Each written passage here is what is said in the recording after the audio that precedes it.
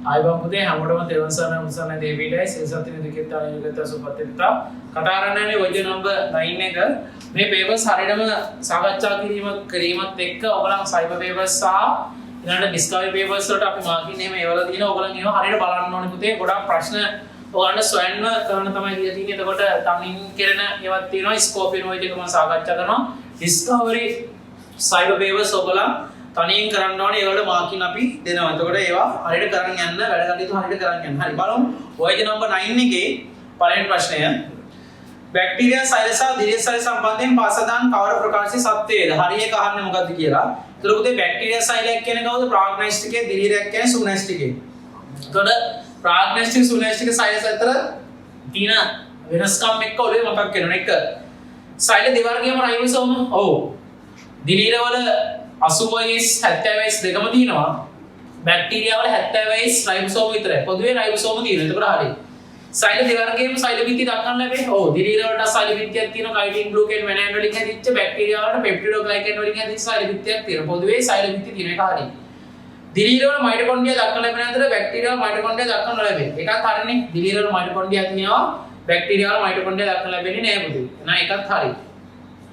Bacteria සහ දිලීර ඇතැම් විට ස්වයංපෝෂී පෝෂණ ක්‍රමයක් පෙන්නනවා. වැරදිද පුතේ?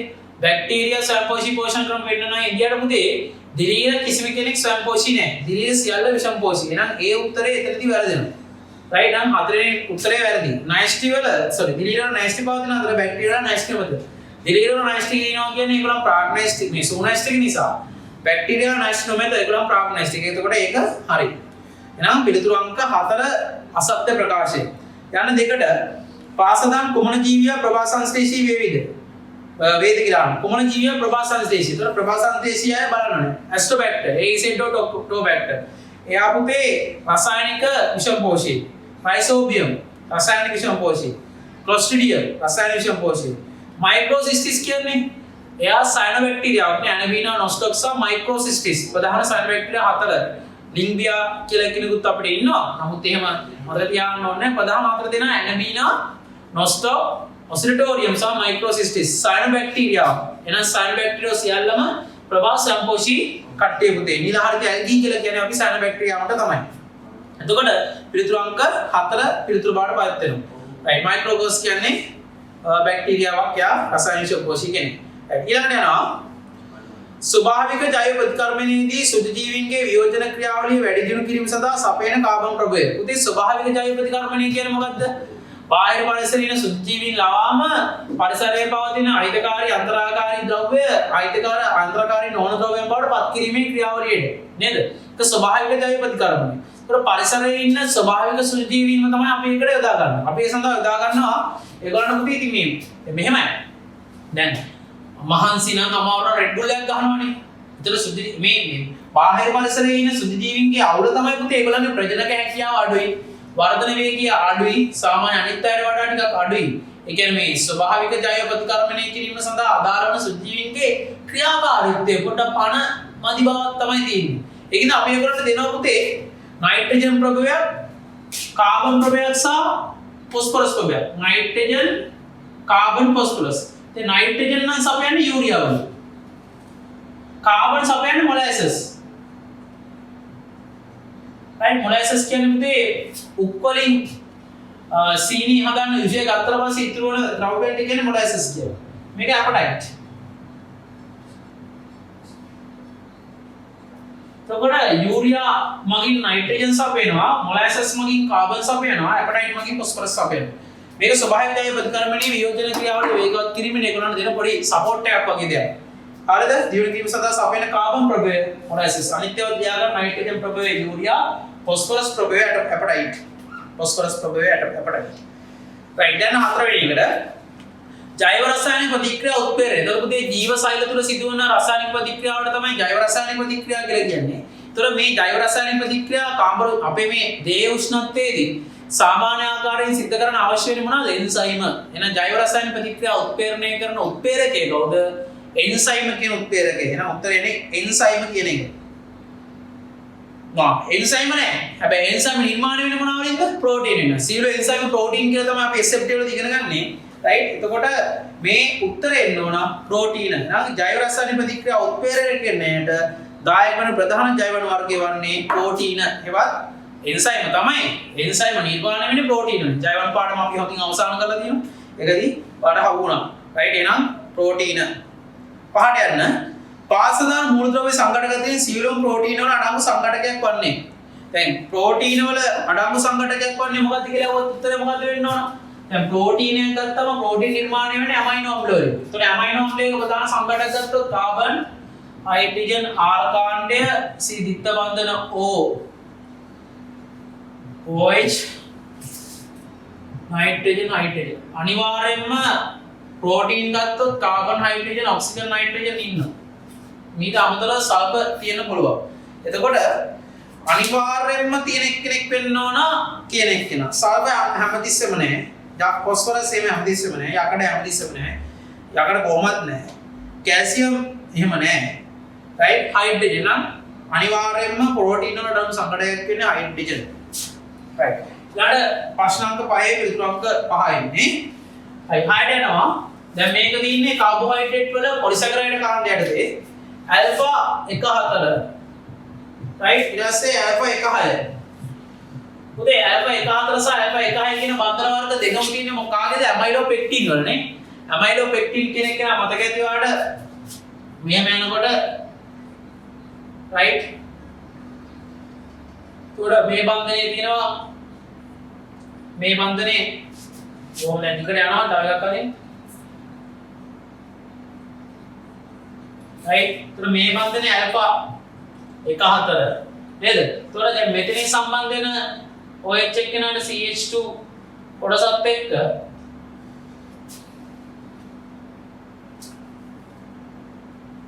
CH2 කොටසත් එක්ක right මෙතනින් සම්බන්ධ වෙන එක්කෙනා ඉන්නව නේද? එතකොට තා මෙහෙට එනවා කට්ටිය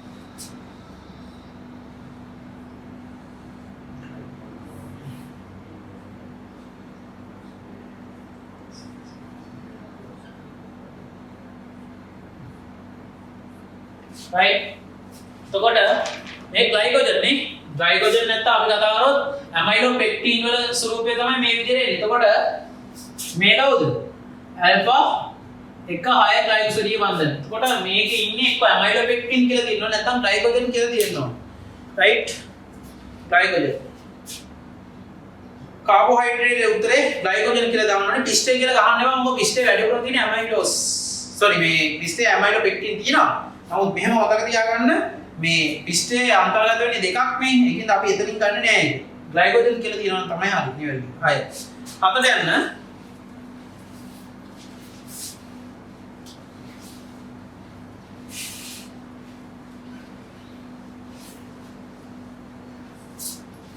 RS එලිමේ 21 කෝ බයිසිකල් රෝදයක් පැයකට වට 7200ක්. පැයකට වට.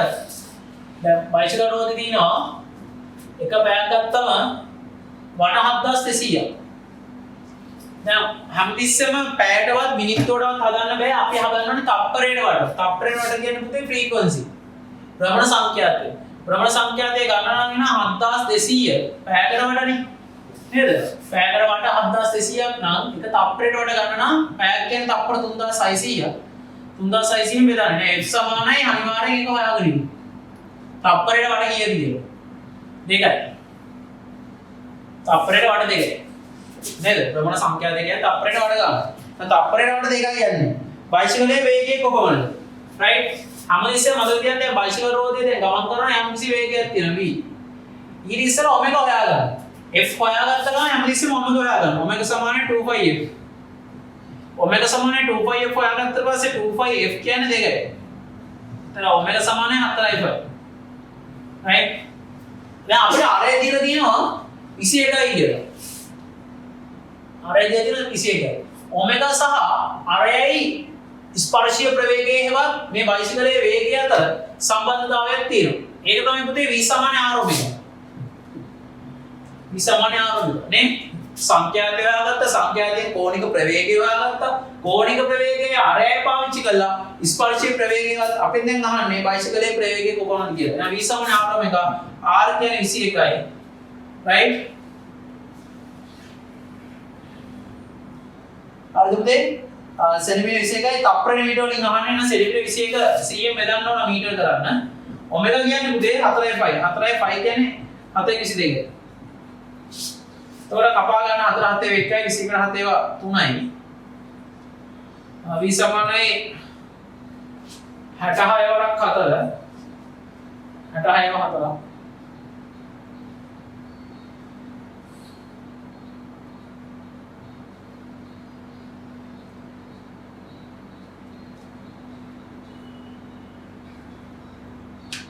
Nisi hata hatarai. Nisi hata hatara CM bedana තියෙන්නේ. දෙකයි සම 6යි 4යි. MS නේ. එහෙම උත්තරයක් ඇති. දෙකයි සම 6යි 4යි MS නේ එක. උත්තරේ පිටුංග දෙක. හරිද? අනා ඔය භ්‍රමණ චලිතය වුණා වගේ ගාන අපිට නිකන් සරලව අහන්න පුළුවන්. ඒකෙන් තප්පරයට වටපාර පරිවර්තනය කරන්න ඕනේ හැමතිස්සෙම. මොන ගාන තිබ්බත් පුතේ පැයකටද මිනිත්තුවකටද වට කොච්චර තිබ්බත් ප්‍රශ්නයක් නැත්තේ නෑ. තප්පරයට වට ගාන බවට පරිවර්තනය කරගන්න නම් අදාළ මිනිත්තු ගානින් හරි මිනිත්තු තප්පර කරලා බෙදන්න නැත්නම් පැය තප්පර කරලා බෙදන්න. දැන් මෙතන එක පැයක් ඉඳලා තප්පර නම් 3600යි. එක පැයකට වට 7200 නම් තප්පර 3600කටනේ වට 7200. එක තප්පරයට වට ගාන ගන්න ඕනේ. ඒක තමයි භ්‍රමණ සංඛ්‍යාව. හැමතිස්සෙම මතක තියාගන්න.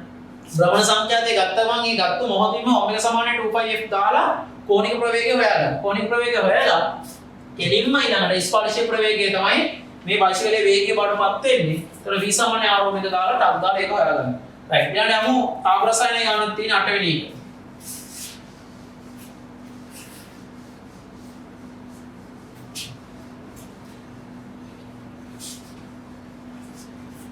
පද්ධතිය මගින් අවඩ පරිසරය මත 13.2ක ජූල් ප්‍රමාණයක කාර්යයක් සිදු කරයි 26.8ක තාප ප්‍රමාණයක් පුරා කරනු ලබයි. ඒතර පුතේ පද්ධතියේ අභ්‍යන්තර ශක්තිය වෙනස් වීම ගැන කතා කරන්නේ ඩෙල්ටා E. අපි දන්නවා යම් පද්ධතියක අභ්‍යන්තර ශක්තිය වෙනස් වීමේ සූත්‍රය මොකද පුතේ? ඩෙල්ටා E සමානයි ඩෙල්ටා Q ධන ඩෙල්ටා W. එතකොට පද්ධතිය මත කාර්යයක් කරනවා නම් පද්ධතිය මත කාර්යයක් කරනවා පද්ධතිය අභ්‍යන්තර ශක්තිය වැඩි වෙන හිතේ ඒක ධන කාර්යය. රයිට්. පද්ධතිය මගින් කාර්යයක් කරනවා නම් අභ්‍යන්තර ශක්තිය අඩු වෙන හින්දා ඒක ඍණ කාර්යය. පද්ධතිය මත තාපය සපයනවා නම් ඒක ධන තාපය. පද්ධතිය මගින් ඉවතට තාපය යනවා නම් ඒක ඍණ තාපය. රයිට්. ඊතල හරියට බලන්න. රයිට්. ඒතකොට අපිට දැන් කියලා තියෙන කතන්දරයට අනුව පද්ධතිය මගින් අවට පරිසරය මත 13.2 ජූල් ප්‍රමාණයක කාර්යයක් සිදු කරයි. එහෙනම් පද්ධතිය මගින් සිදු කරයි නම් डेल्टा E සමානයි W කෙනෙක් කියනවා දැන් අහන්නේ මොන W කෙනෙක්ද ඉන්නේ කියලා බලමු. දැන් ඔකනේ සමාන Q කියන්නේ මොකද්ද කියලා 26.8ක ජූල් තාප ප්‍රමාණයක් උරා ගන්න ලබයි. ඒ කියන්නේ පද්ධතිය උරා ගන්නවා 26.8ක ජූල් ප්‍රමාණයක්. එහෙනම් ඒක ධන තාපයක්. ධන ශක්තියක්. right? පරිසරයේ මත කාර්යයක් කරනවා කියන පද්ධතිය මගින් තාපේ මේ ශක්තිය අයින් වෙනවා. නේද? ශක්තිය අයින් වෙනවා එහෙනම් ඍණ කාර්යයට ඒකේ ඍණ කාර්යයක් නම් මේකේ 13.2 ඍණ. 13.2 ඍණ. නම් උත්තරේ එනවා මුදී අපිට දෙකක් අඩු කරාම 6යි. 3යි. 13.6යි ජූල් ප්‍රමාණය. ඒක අභ්‍යන්තර ශක්තිය වැඩිවීමක් වෙලා තියෙන්නේ. ධන 13.6 ජූල් ප්‍රමාණයක් අභ්‍යන්තර ශක්තිය වැඩිවීමක් වෙලා තියෙන නිසා. පැහැදිලිනේ පුතේ? රයිට්. එහෙනම් පිළිතුරු අංක 4 එන්නේ. යන 9 වෙනි ප්‍රශ්නෙට.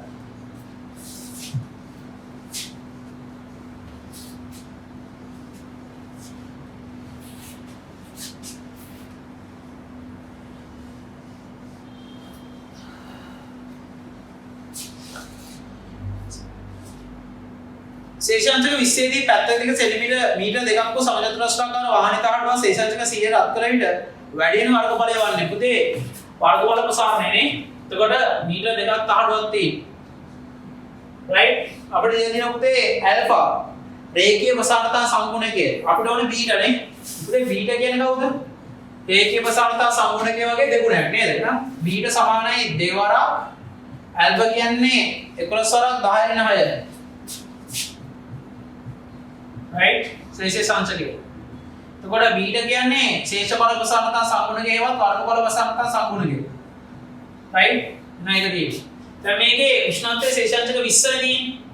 මේ ශේෂාංශක 20 ඉඳන් මේ උෂ්ණත්වය වැඩි වෙනවා රුධේ ශේෂාංශක 100 දක්වා.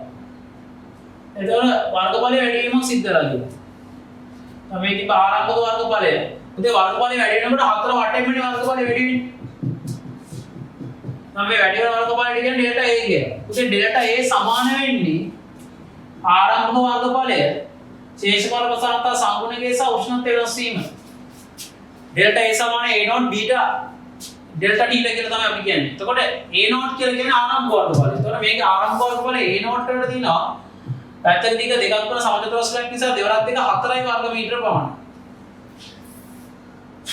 ශේෂාංශක 100 අත්තරනවා කියන්නේ උෂ්ණත්වය වෙනස් වීම උදේ ඩෙල්ටා T. අපිට එනවා 80ක් කියන. එහෙනම් අපිට දැන් ආදේශ කරන්න ඉතින්. එහෙනම් ඩෙල්ටා A සමානයි වැඩි වෙන වර්ගඵලය.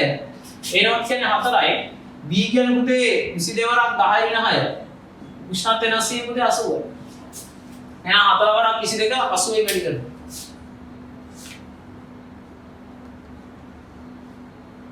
88 ගුණ කිරීම 80 තිබ්බත් තමයි 7040යි. ඩෙල්ටා A සමානයි දැන් කැලරියන ලේසි නේද? ගානේ නැහැ. ඔහොම උත්තරයක් ආසන වශයෙන් ගන්න ඕනේ අපිට තීරයේ වලට අදාළව. එතකොට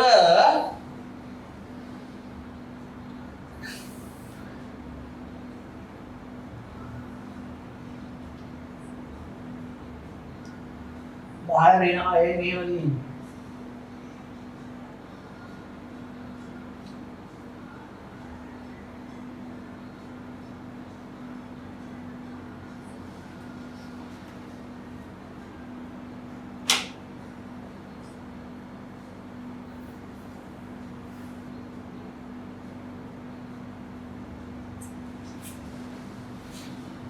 උත්තරයක් නැහැ මේ නේ.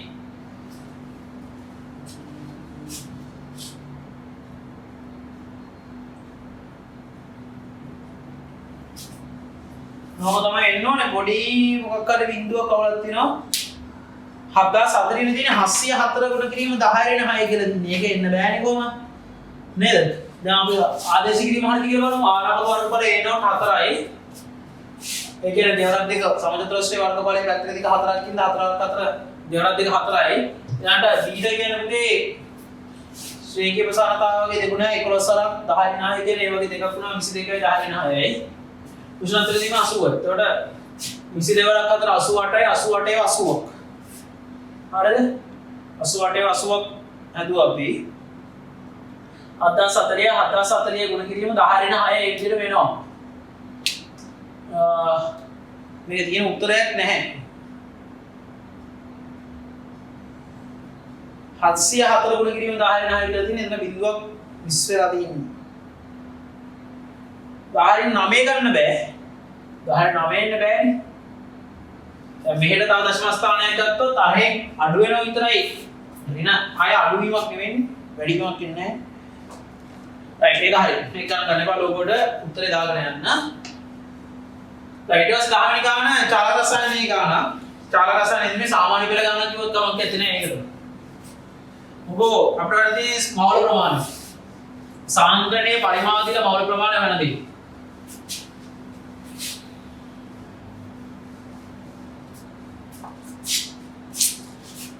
right උදේ c සමාන n බෙදීම v නේ සාන්ද්‍රණය සමානයි මෞල ප්‍රමාණය බෙදීම පරිමාණ සාන්ද්‍රණයේ පරිමාණයෙන් ගුණ කරාම මෞල ගාන ලැබෙනවා. ඒතකොට සාන්ද්‍රණයේ දීලා තියෙන පුතේ 0.2යි මෞල ගාන ඩෙසිමීටරයට කියලා දීලා තියෙනවා.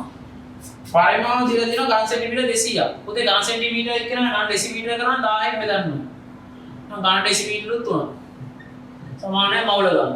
ගානට ගාන කැපෙනවා 1 2 කැපෙනවා දශම දෙවරක් 2 දශම 4යි විදශම 0.4යි මෞලික තමයි එන්නේ.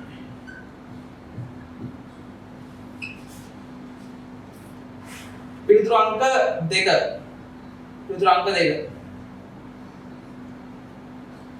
සමාන n බෙදීම v සාන්ද්‍රණය සමානයි මෞල ගානයේ දී පරිමාව. එතකොට මෞල ගාන කියන්නේ සාන්ද්‍රණයේ පරිමාව ගුණිතය. එතකොට දෙවරක් දශම දෙවරක් 100යි හරිනේ. එතකොට හරියට හරිද?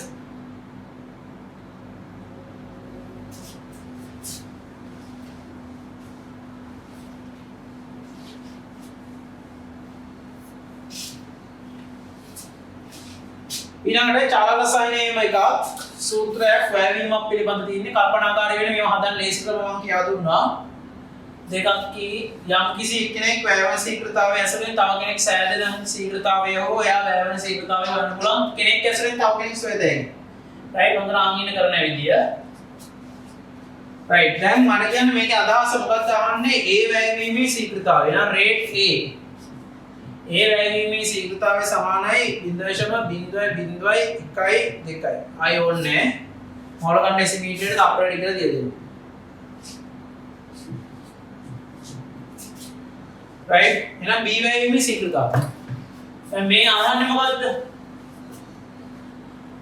මේකෙන් a වලින් දෙකක් වැය වෙනකොට b වලින් තුනක් වැය වෙනවා. එහෙමනේ. එතකොට පුතේ දැන් දීලා තිනවා ඒ වැයවන ශීඝ්‍රතාවය. ඒ කියන්නේ 0.01 මවුල ප්‍රමාණයක් ගන්න ඩෙසිමීටරයක් තුලදී තප්පරයකදී වැය වෙනවා කියලා තමයි මේ කියන්නේ. එතකොට මේක හදන්න ලේසිම ක්‍රමය තමයි කෙනෙක් ඇසුරෙන් තව කෙනෙක් අහලා තිබ්බොත් අදාළ අහන කෙනාගේ රේට් එක සමාන වෙන්නේ උදාහරණයක් අදාළ අහන කෙනාගේ රේට් එක සමාන වෙන්නේ දීලා තියෙන කෙනාගේ රේට් එක එයාගේ ස්ටොයිකියෝමිතියෙන් බෙදලා දීලා තියෙන කෙනාගේ රේට් එක එයාගේ ස්ටොයිකියෝමිතිය දීලා තියෙන කවුද? A. A වල රේට් එක එයාගේ ස්ටොයිකියෝමිතිය මොකද්ද? දෙකෙන් බෙදන්න.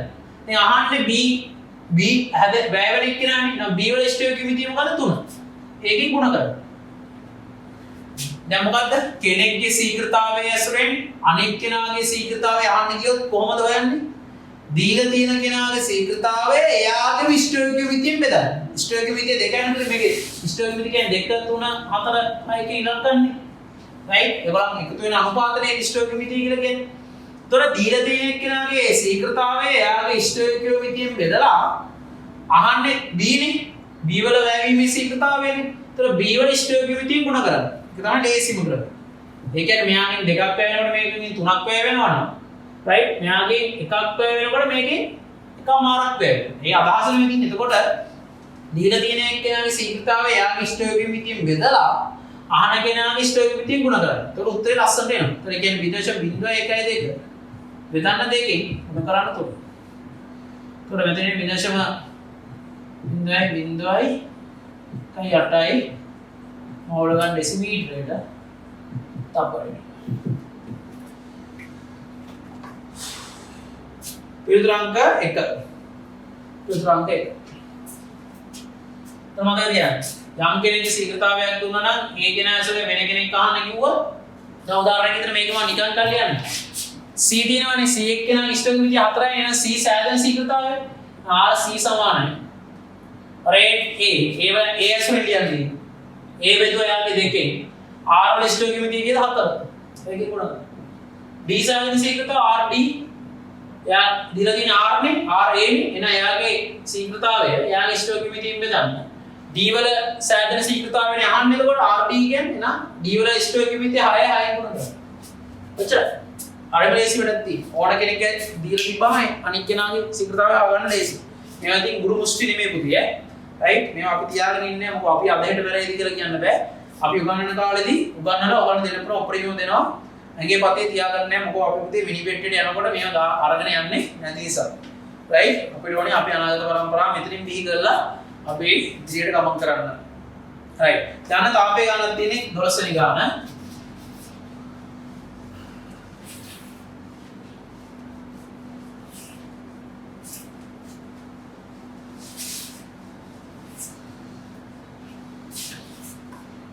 තාපදාරයතාව 80යි. ගොඩ කැලෝරීටයක් තියෙනවා. ඒ තුර සෙල්සියස් එක 10 පවතින ජලය 0.1 කිලෝග්‍රෑම් එකක් තියෙනවා. බන්සන් 1000ක් මගින් ජූල් 6000ක තාපය සැපු විට පද්ධතිය අවසන් උෂ්ණත්වය. එතකොට මේ තියෙන්නේ කැලෝරීටය. මේක තුර ස්කන්ධය බන්සන් 1000කින් මේක රත් කරනවා. එතකොට දෙන තාප ප්‍රමාණය ජූල් 6000යි. මේක ස්කන්ධයේ මෙතන තියෙනවා 0.1ක් ජලය. तो ජලයේ විශිෂ්ට අවදානතාව 4200 කියලා ගන්න පුතේ. JK ඍණ 1 ඒවන ඕනෙත් නෑ දැන්ට මෙතන. K ඍණ 1 ස්කන්ධය කිලෝග්‍රෑම් 1යි. අපිට දීලා තියෙනවා තඹ කැලෝමීටරේ තාප ධාරිතාව C දීලා තියෙනවා. C සමාන 80. J C ඍණ 1. right JK ඍණ 1 ගෙන් දීලා තියෙන ප්‍රශ්නයක් නෑ C ඍණ 1 K ඍණ 1. හරිද? දැන් මේක සෙෂන්ස් එක 10 දී. දැනට සෙෂන්ස් එක 10 දී. ඒතර බන්සන් තාපයෙන් කොච්චර තාපයක් දෙනවද? ජූල් 6000. ඒතකොට මෙයා උෂ්ණත්ව වැඩිවීමක් වෙනවා. යා ඩේටා ඩීට උෂ්ණත්ව වැඩිවීමක් වෙනවා. එවනේ. එහෙනම් ලබා දීපු ජූල් 6000 කවුද උරාගන්නේ? කැලෝමීටරය උරා ගන්නවා. ස්කන්ධයේ දශමිකක් කරන ජලයත් උරා ගන්නවා. එහෙනම් ජූල් 6000. ලබා දෙන තාපය ලබා දුන් තාපය සමානයි ජලය උරාගත් තාපය ඝන කැලෝමීටර නේද? කැවුතක් නේද? ජවුතයි කැවුතයි නේද? ලබා දුන් තාපය ජූල් 6000. ජලය උරාගත් තාපය ජලයට ms delta t. mw sw delta t. කැලෝමීටර උරාගත් තාපය c delta t. නේ? උෂ්ණත්වය වැඩි වීම මූලික. උෂ්ණත්වය වැඩි වීම හොයාගත්තට පස්සේ අවසන් උෂ්ණත්වය ගන්න පුළුවන් පුතේ.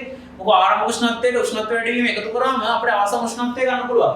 දැන් ජූල් 6000 සමාන ස්කන්ධය 0.1 4200යි ඩෙල්ටා t ගන්නේ නැද? right මෙතන 80යි ඩෙල්ටා t.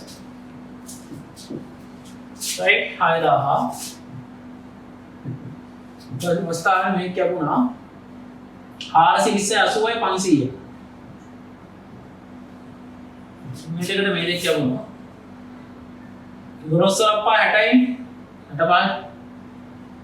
ශේෂාංශක 12ක වෙනසක් තියෙයි. ඒ කියන්නේ අවසන් උෂ්ණත්වය කීයද? 10 ඉඳන් ඩෙල්ටා ටීට එකතු වුණාම 22ක්. අවසන් උෂ්ණත්වය සමානයි 10 × 12 22 සෙල්සියස්. පද්ධතිය අවසන් උෂ්ණත්වය ශේෂාංශක 22යි පිළිතුරාංක 3.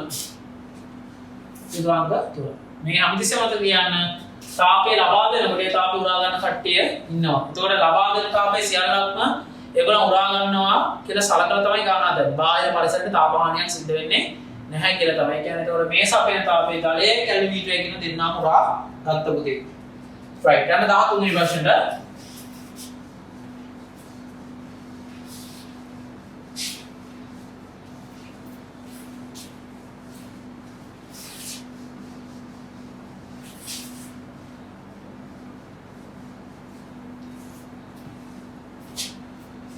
මේක ජලයේ ගමන් කරන ලක්ෂ්‍යයක් සැලකුව විට සෑම ද්‍රවාංශයකටම එකම ප්‍රවේගයක් පවතින්නේ නම් ආරම්භක කෙලවරේ වර්ගඵලය 0.1 වර්ග මීටරද ප්‍රවේගය 5යි. අවසන් කෙලවරේ ප්‍රවේගය 20ක් නම් එම අවසන් කෙලවරේ අවස්කල වර්ගඵලය වන්නේ. පුතේ මේක දවස්තිති පාඩමේ කොටසක්. right? ඒ සාමාන්‍යයෙන් පුතේ දැන් මේකේ ඉදිරිය තියෙන අවස්ථානුකූල වැලුව හරස් කඩය 0.1යි අවසන් කෙලවරේ ප්‍රවේගය 20යි. පුතේ සාමාන්‍යයෙන් ලොකු හිලක් තියෙනවා නම් වේගය අඩුයි. දැන් උදාහරණයක් විදිහට අපි දුර තියෙන වතුර බට්ටන වතුර තියෙන මල් පැලයකට වතුර දානවා කියද්දි අපි ඉස්සරහින් කට පොඩි කරලා අල්ලනවානේ. ඒ කියන්නේ අර බටේ කට පොඩි කරාම විදින වේගය වැඩි. එහෙම නේද? එතකොට ඇතුල් වන පරිමාව ඇතුල් වන තප්පරයකදී ඇතුල් වන පරිමාව තප්පරයකදී පිට වෙන්න ඕන. ඒ කියන්නේ යම්කිසි බටයක් ඇතුළට එක තප්පරයකදී ලීටර 10ක් ඇතුල් වුණොත් බටේ අනිත් කෙළවරින් එක තප්පර ඇතුළතදී ලීටර 10ක් පිට වෙන්න ඕනේ. අපේ බටේ සංතෘප්ත අවස්ථාවේ තිබිලා තියෙනවා. ඒ කියන්නේ සම්පූර්ණ ජලය ගලාගෙන යන මොහොතක සැලකුවා. අනවරත අවස්ථාව කියන්නේ ඒකයි. සමස්ත බටේ සම්පූර්ණ වතුර පිරිච්ච අවස්ථාවක වතුර ගලාගෙන යනවා නම් බටෙන් එක තප්පරයකදී ඇතුල් වෙන පරිමාව බටේ එක තප්පරයකින් පිට වෙන්න ඕනේ. ඔකට කියන්නේ සංතත්ත්වතා සමීකරණයවත් සංතතික තත්ත්වයේ සමීකරණය. එතකොට අපි නිකන් සරලව ගත්තොත් හරස්කඩ වර්ගඵලය අඩු වෙලා තියෙනවා. ඒ කියන්නේ හේතුත්‍රය මෙහෙම හිතන්න. මේකෙදි වෙලා තියෙන්නේ හරස්කඩ වර්ගඵලය වැඩි තැනදී ප්‍රවේගය අඩුයි. හරස්කඩ වර්ගඵලය අඩු තැනදී ප්‍රවේගය වැඩි. එහෙනම් මෙතනින් ඇතුළට ප්‍රවේගයක් තියෙනවා. ඒ ප්‍රවේගය අපිට දීලා තියෙනවා. right? ඒ ප්‍රවේගය අපිට දීලා තියෙනවා 0.5යි. මේසකනේ එක පිටවන ප්‍රවේගය 20යි. කියන්නේ අනිවාර්යයෙන් මෙතන පිට වෙන්නේ වැඩි ප්‍රවේගයකින් කියන්නේ පුතේ හරස්කඩ වර්ගඵලය අඩුයි කියන්නේ. කොහොමද මතක තියාගන්න. මේක ඒවා. ඒ කියන්නේ එක තප්පරයකදී ඇතුළු වෙන පරිමාවට කියන්නේ A1 V1 කියලා. මොකද්ද? එහෙනම් මෙතනදී ඇතුළු වෙන පරිමාව. මෙතනදී ඇතුළු වෙන පරිමාව පුතේ A1 V1. පරස්පර වර්ගඵලය සහ ප්‍රවේග ගුණිතය. එක තප්පරයකදී ඇතුළු වෙන පරිමාව. ඇතුළු වෙන පරිමාව. ඒ තප්පරයකදී ඇතුළු වෙන පරිමාව එක තප්පරයකදී පිට වෙනවා. පිටවන පරිමාව. තප්පරයකදී පිටවන පරිමාව. එතකොට තප්පරයකදී ඇතුළු වෙන පරිමාවයි තප්පරයකදී පිටවන පරිමාවයි එකිනෙකට සමාන විය යුතුයි. ඔක තමයි සංතතිතා සමීකරණය කියලා කියන්නේ. එතකොට ඇතුළු වෙන පරිමාව A1 V1 පිටවන පරිමාව A2 V2. මේ දෙන්න එකිනෙකට සමානයි. ඇතුළු වෙච්ච පිට වෙන්නත් එපයි. A1 V1 සමාන A2 V2. මේක තමයි අපිට ද්‍රවස් තරල කියන පාඩමේදී හම්බෙන එක තරල ගතික විද්‍යාව කොටසදී හම්බෙන කොටසක් මේක. A1 V1 සමාන A2 ගලාගෙන යන තරල ගැන කතා කරන්නේ. එතකොට A1 V1 සමාන A2 V2 නම් ඇතුළු වෙන පරිමාවයි පිට වෙන පරිමාවයි සමාන නම් දත්ත අපිට තියෙනවා right ආරම්භ කලේ වර්ගඵලය 0.1යි ඇතුළු වෙන ප්‍රවේගය 5යි දන්නේ නැහැ අවසාන කොටසේ පිටවන වර්ගඵලය හැබැයි ඒක 20යි කියලා දාන්න. නම් 0.1 5 බෙදීම 20 සමාන A2. එහෙනම් පුතේ පාඩ පහව 1යි ඉස්සර පහව 4යි. 0.4 ෙන් බෙදනවා කියන්නේ පුතේ නිකන් 10 4 ෙන් බෙදනවා 100 4 ෙන් බෙදනවා 0.2යි උදාහරණ කර 100 4 ෙන් බෙදනවා 25යි. එහෙනම් 10 4 ෙන් බෙදනවා 2.5යි. 4 ෙන් බෙදුවම 0.2යි වර්ග මීටර. අපි චෙක් කරලා බලන්න පුළුවන් ඕන පොඩි සුළු කීමනදී. හරි නදා ගන්න.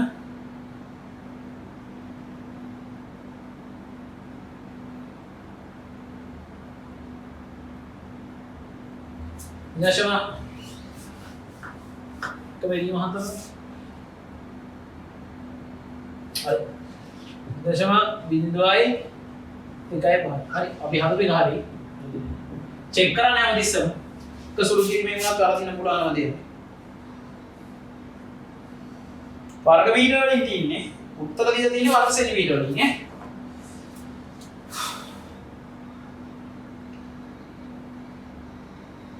හරි දැන් මෙතන දීලා තියෙන උත්තර වර්ග සෙන්ටිමීටර වලින් දීලා තියෙනවා.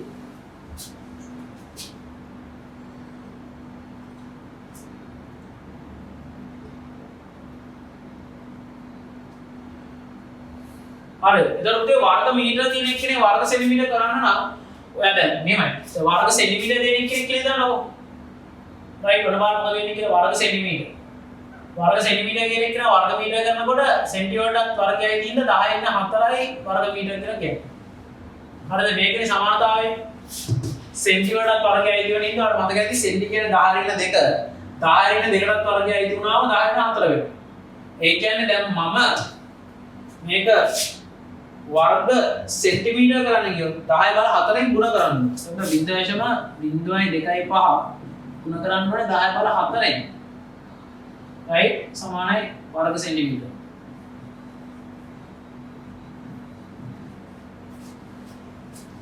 සෙන්ටි කිව්වම එතකොට 10 ඍණ 2. එතකොට ඍණ 2ට ඍණ 2 වරක් 2 4යි ඍණ 4යි. එතකොට මේ උත්තරේම ඔය විදිහටම හරියි. එතකොට වර්ග සෙන්ටිමීටර විදිහට ඇයි උත්තරේ එනවා. එතකොට මේ පැත්තට පැන්නාම 4ක් පැන්නාම 25ක් කියලා.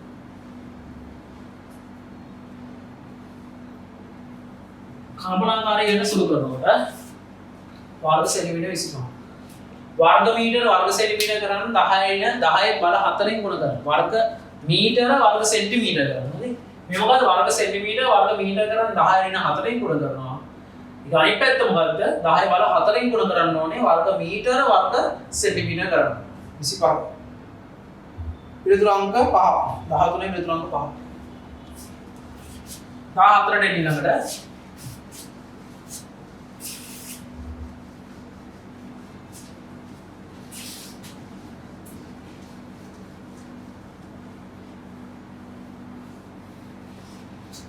right ගොඩනැගිල්ල මුද්‍රේ සිටින ස්නයිපර් කරුවෙකුට A සහ B නැමැති පුද්ගලයන් දෙදෙනෙකු පිළිවෙලින් 30 සහ 60 කියන ආරෝහණ කෝණ වලින් නැත්ගත කරයි. A නම් පුද්ගලයාගේ සිට ගොඩනැගිල්ල පාමුණට දුර මීටර 30යි. ස්නයිපර් කරුව A නැමැති පුද්ගලයා වෙඩි දැබුවේ නම් උණ්ඩේ ගමන් කරන දුර ප්‍රමාණය වන්නේ.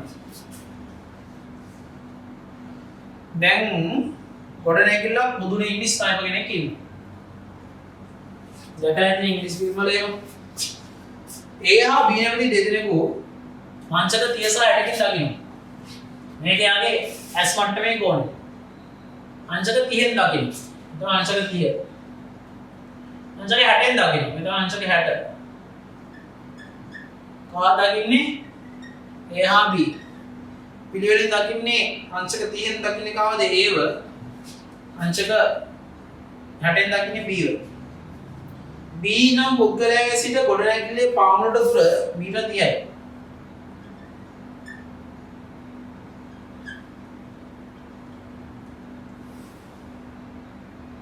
A නැමැති පුද්ගලයාට වෙඩි දැමුවේ නම් උණ්ඩේ ගමන් කරන දුර. දැන් A නැමැති පුද්ගලයා කියන්නේ මෙයාට වෙඩි දැම්මේ. උණ්ඩේ ගමන් කරන දුර කියලා දැන් මෙතනදී හිතන උත්තර දෙකක් තියෙනවා. එකක් තමයි මෙන්න මේ දුර. ඒ කියන්නේ උණ්ඩයක් කියනවා නම් මෙහෙමනේ යන්නේ නේද? එතකොට මෙහෙ දුර නෙමෙයි මෙන්න මේ දුර y. උණ්ඩේ ගමන් කරන දුර. A නැමැති පුද්ගලයාට වෙඩි දැම්මේ නම් උණ්ඩේ ගමන් කරන දුර. දැන් ඒක ඉස්සෙල්ලා අපි හොයාගන්න ඕන. දැන් මෙන්න මේ කෝණේ 60 නම් මේ කෝණෙත් 60යි නේද? ගොඩනැගිල්ල උස හොයාගත්තා නම් හරි. අපි දානවා මෙතන කෙලිම මොකද්ද?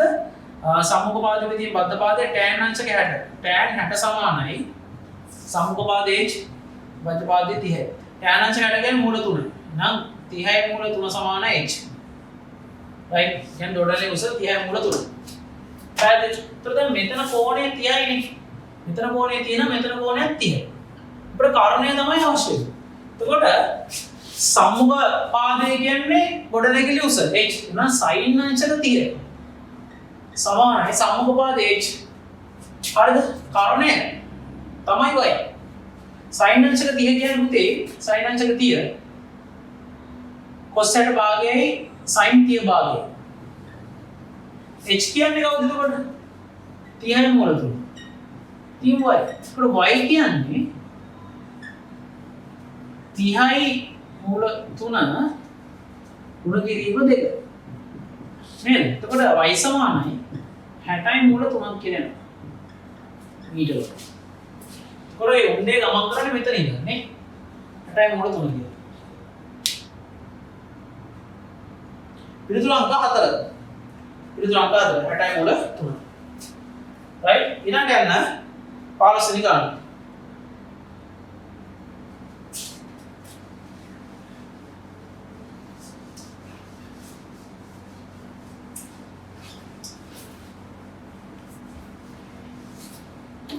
දශම එකක් වූ දැතිරෝධයක් මිනිත්තුවට වඩා 3ක්. එක මිනිත්තුවක් කියන්නේ තප්පර 60ක්. තප්පර 60කට මිනිත්තු 3කට වඩා. අරය දශම එකයි මීටර වන දැතිරෝධයක් මිනිත්තු 3ට වඩා 1080යි. මිනිත්තු 3ක් කියන්නේ තප්පර 180ක් නේ. තප්පර 180කට වට කීයක් ගිහිනද? 1080. මම කිව්වා ඉස්සම එක තප්පරයට ගන්න ඕනේ කියලා නේ. එක තප්පරයට ගන්න නම් පුතේ 1080 බෙදන්න ඕනේ 180යි. රයිට්. එතකොට එක තප්පරයට වට ගන්න යනවා ෆ්‍රීකවෙන්සි.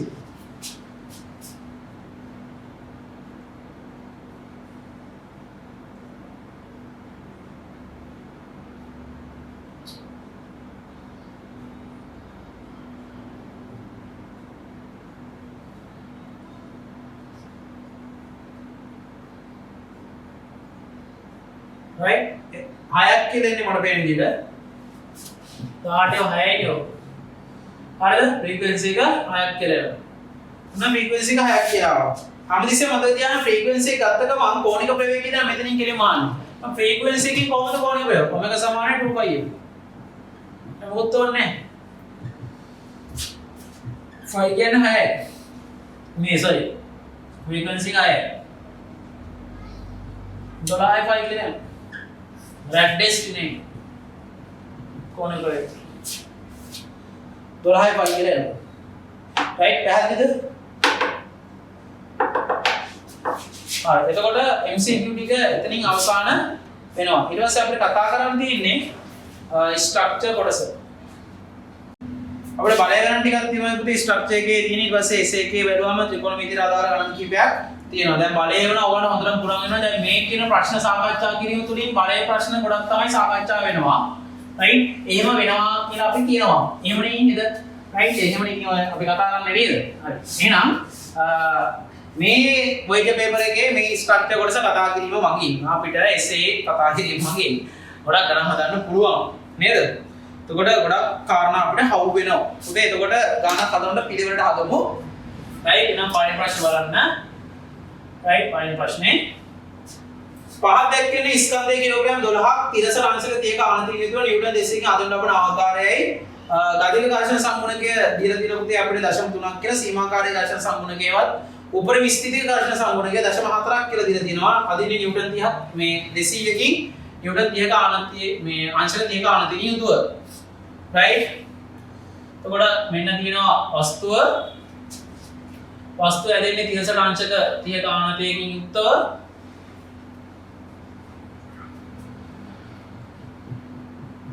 නිව්ටන් 200ක බලයකින් රයිට් අංශක 30ක ආනතයක් තියෙනවා. රයිට්? අපිට μs දීලා තිනවා 0.4යි μk දීලා තිනවා 0.3යි කියලා.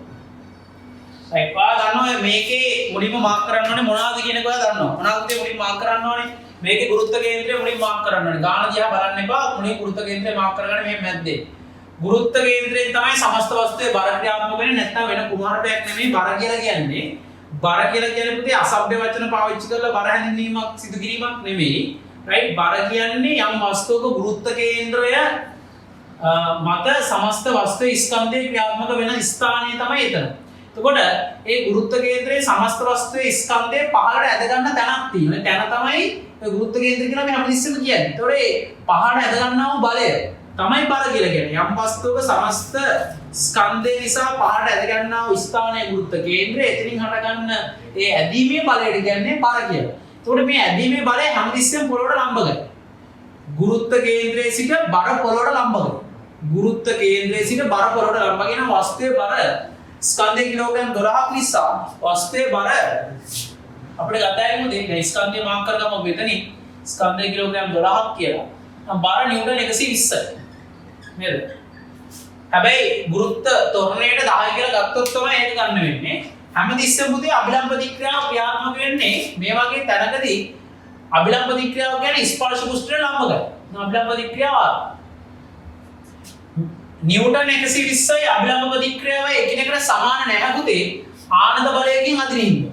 මේ ආනන්ද බලය නිසා මේ අභිලම්බ ප්‍රතික්‍රියාව වෙනසකට ලක් වෙනවා. එහෙනම් එයාට සමාන නැහැ කියලා ඔයගොල්ලන් දන්නවා. රයිට් දැන් බලමු. අරනේ ওই ටික බල ටික ලකුණු කරගත්ත ඊට පස්සේ කතන්දරේ තමයි මේ අදින බලය ආනන්ද බලයක් නේද? ඒකට හේතුව ස්පර්ශ පුෂ්ඨයට මේ තියෙන ස්පර්ශ පුෂ්ඨය වස්තු ස්පර්ශ පුෂ්ඨය වස්තු ස්පර්ශ පුෂ්ඨය තමයි මේ පුෂ්ඨය. ස්පර්ශ පුෂ්ඨයට සමාන්තර නොවන ලම්බව නොවන බලයක් තමයි නිව්ටන් 200 කියන්නේ. ඒක ආනන්ද බලය. නම් බල විභේදනය කරලා නිව්ටන් 200 මෙහෙට නවන. එතකොට 200යි කෝණේ පැත්තට නවන cos 30. නේ? මේ පැත්තට තියෙන බලයේ සංරාජකයේ 200යි cos 30. ඊළඟට තියෙන සංරාජකයේ 200යි sin 30. කෝණේ පැත්තට නවන cos අනිත් පැත්තට නවන sin. දැන් මේ බලේ නේ. රයිට්? දැන් ඊළඟට තියෙනවා 200යි sin 30 ඉස්සරහට තියෙන 200යි cos 30. cos 30 දැන් සුළු කරගමු. 200යි cos 30 කියන්නේ මූල 3 බෙදීම 2යි. එතකොට ඉස්සරහට තියෙන 100යි මූල 3යි නිව්ටන්. රයිට්? ඒ sin 30 භාගයයි. sin 30 භාගයක් වුණා 200යි sin 30 භාගයක් යන නිව්ටන් 100ක් කියලාද. දැන් 200 නේ. දැන් ඔක්කොම මාක් කරලා ඉවරයි. දැන් ඔයාලට තියෙන්නේ උත්තර ටික ලියාගෙන යන්න තියෙනවා. රයිට්. එහෙනම් පළවෙනි ප්‍රශ්නේ A කොටසේ තමයි මේ ගාන නිර්මාණය වෙලා තියෙන්නේ. පළවෙනි එක වස්තු මත ක්‍රියා කරන තිරස් බලය සොයන්න. එහෙනම් වස්තු මත ක්‍රියා කරන තිරස් බලය කියද පුතේ? මෙන්න තිරස් බලය. වස්තු මත ක්‍රියා කරන තිරස් බලය 100යි මූල 3යි. ඒ ලිවම ඇති. රූප සටහන ගා මාක් කරලා උත්තරේ මෙතන ලිවම ඇති. දෙක වස්තු මත ක්‍රියාත්මක වන අභිලම්බ ප්‍රතික්‍රියාව. වස්තුව චලනය වෙන්නේ අනිවාර්යෙන් මෙහෙට. වස්තුව චලනය වෙන්නේ අනිවාර්යෙන් මෙහෙට නම් ඉහළට බල පහළට බල සමානයි නේ. ඔයා දන්නා වස්තුවක් මෙහෙම විතරක් චලනය වෙනවා නම් එතකොට යන්නේ මේ එක්ක මෙහෙට එක්ක මෙහෙට. එහෙනම් ඒ අවස්ථාවේ මොනවාද? ඉහළට බල පහළට බල සමානයි. ඉහළ පහළ චලිතයක් විතරක් වෙනවනම් වමට බල දකුණට බල සමාන. දැන් මේකේ එක්ක මෙහෙට එන්නේ වස්තුව. ඒතර මෙහෙට යනකොට ඉහළ පහළ යෑමක් නැහැ. එහෙනම් ඉහළට බලය පහළට බලය සමාන. එහෙනම් ඉහළට බල සමානයි පහළට බල. මොනවද තියෙන්නේ ඉහළට බල? අභිලම්බ ප්‍රතික්‍රියාවයි නිව්ටන් 100 ඉහළට තියෙන්නේ. පල්ලයට තියෙන 120. නේ ඉහළට තියෙන බල R තියෙනවා නිව්ටන් 100 තියෙනවා. පහළට තියෙන 120. R කියන්නේ 120ෙන් 100ක් අඩු කරාම 20 අභිලම්බ ප්‍රතික්‍රියාව නිව්ටන් 20. right 3 වස්තුව චලනය කිරීම සඳහා ලබා යුතු අම්බලය. පුතේ වස්තුව චලනය කිරීම සඳහා ලබා යුතු අම්බලය කියන්නේ මොකද්ද? සීමාකාරී ඝර්ෂණ බලයනේ. වස්තුව චලනය කිරීම සඳහා ලබා යුතු අම්බලය කියන්නේ සීමාකාරී ඝර්ෂණ බලය. ඒ කියන්නේ Fs ලබා යුතු අම්බලය කියන්නේ සීමාකාරී ඝර්ෂණ බලය. Fs සමානයි μsr. එහෙනම් Fs μs කියන්නේ කීයද පුතේ?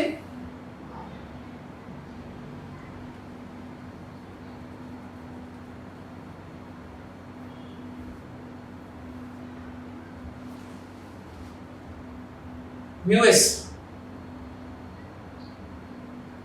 දශම 4යි නේ. හැබැයි මෙතනින් අහන්නේ වස්තුව මත ක්‍රියාද වස්තුව චලනය කිරීම සඳහා ලබා යුතු අම්බලය කොපමණද?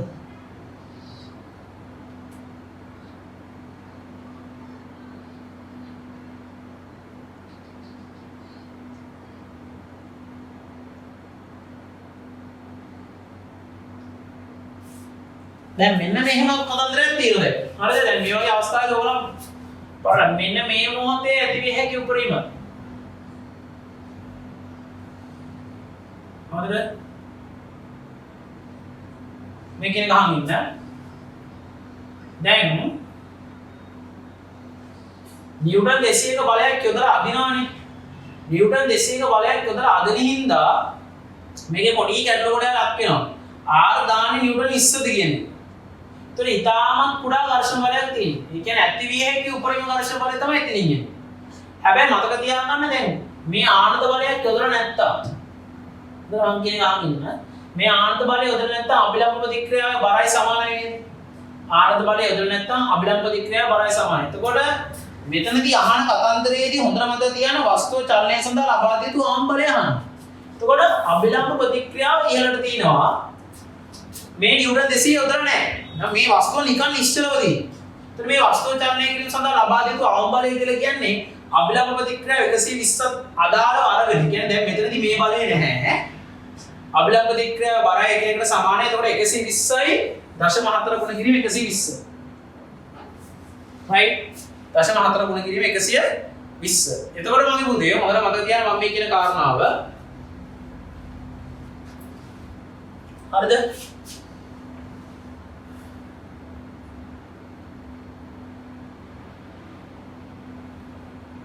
හරි. එතකොට 12 4 48 Fs සමානයි ඇති විය හැකි උපරිම ඝර්ෂණ බලය හේවත් දැන් මේ මොහොත නෙමෙයි මේ කියන්නේ. හරිද? මේ වස්තුව චලනය කිරීම ලබා දී යුතු ආම් බලය ගැන අහන්නේ. එතකොට 120 වරක් 4 48යි. නිව්ටන් 48ක් ඕන. දැන් අපි මෙතන කොච්චර යොදනවද තිරසට? වස්තුව චලනය වෙන්න තිරසට කොච්චරක් තියනවද? 100යි මුණ 3. ඔන්න ඔය වගේ කතන්දරයක් අමතක කරලා. එතකොට මේ R පාවිච්චි කරේ නිව්ටන් 200 බලය නොසලකා පෘෂ්ඨයේ පමණක් සලකා. ඒක මෙහෙම තේරුම් ගන්න. ආයි පාර මම කියලා දෙන මෙහෙම තේරුම් ගන්න. දැන් මේකෙදි අහන්නේ ප්‍රශ්නේ තමයි DS එක. වස්තුව චලනය කිරීම සඳහා ලබා දිය යුතු ආම් බලය. දැන් මේ වස්තුව මෙහෙම තියෙනවා කියලා හිතන්නකෝ. චලනය වෙන්නේ නැහැ. වස්තුව මෙහෙම තියෙනවා චලනය වෙන්නේ නැහැ. දැන් මෙයා චලනය කරන්න ඕන ආම් බලය අපි දැනගන්න නම් මෙයාගේ බර දැනට තියෙනවා. බර පල්ලෙහාට තියෙනවා. අභිලම්බ ප්‍රතික්‍රියාව ඉහළට තියෙනවා. එතකොට මම මේ පැත්තේ යම් බලයක් යෙදුනොත් මෙයාගේ තියෙන උපරිම ඝර්ෂණ බලයට වඩා වස්තුව චලනය වෙනවා. එහෙනම් අපෙන් අහන්නේ අන්නේ බලය. මිසක් නිව්ටන් 200ක් යොදලා තියෙන අවස්ථාවේදී ඇතිවෙන උපරිම ඝර්ෂණ බලය නෙමෙයි. හරිද? අපෙන් අහන්නේ වස්තුව චලනය කිරීම සඳහා ලබා දිය යුතු ආම්බලය. ඒතර වස්තුව චලනය කිරීම සඳහා ලබා දිය යුතු ආම්බලය කියන්නේ නිව්ටන් 48. ඒ ගණන් ආහන දෙයක් ඇත්තේ නැහැ. මොකද ඒ බලයට වඩා මේක කොහොමද වැඩි නිසා. හරිද? ආනත බලයක් වදින හින්දා තවත් අභිලම්බ ප්‍රතික්‍රියාව අඩු වෙනවා. ඒක වෙනම කතාවක්.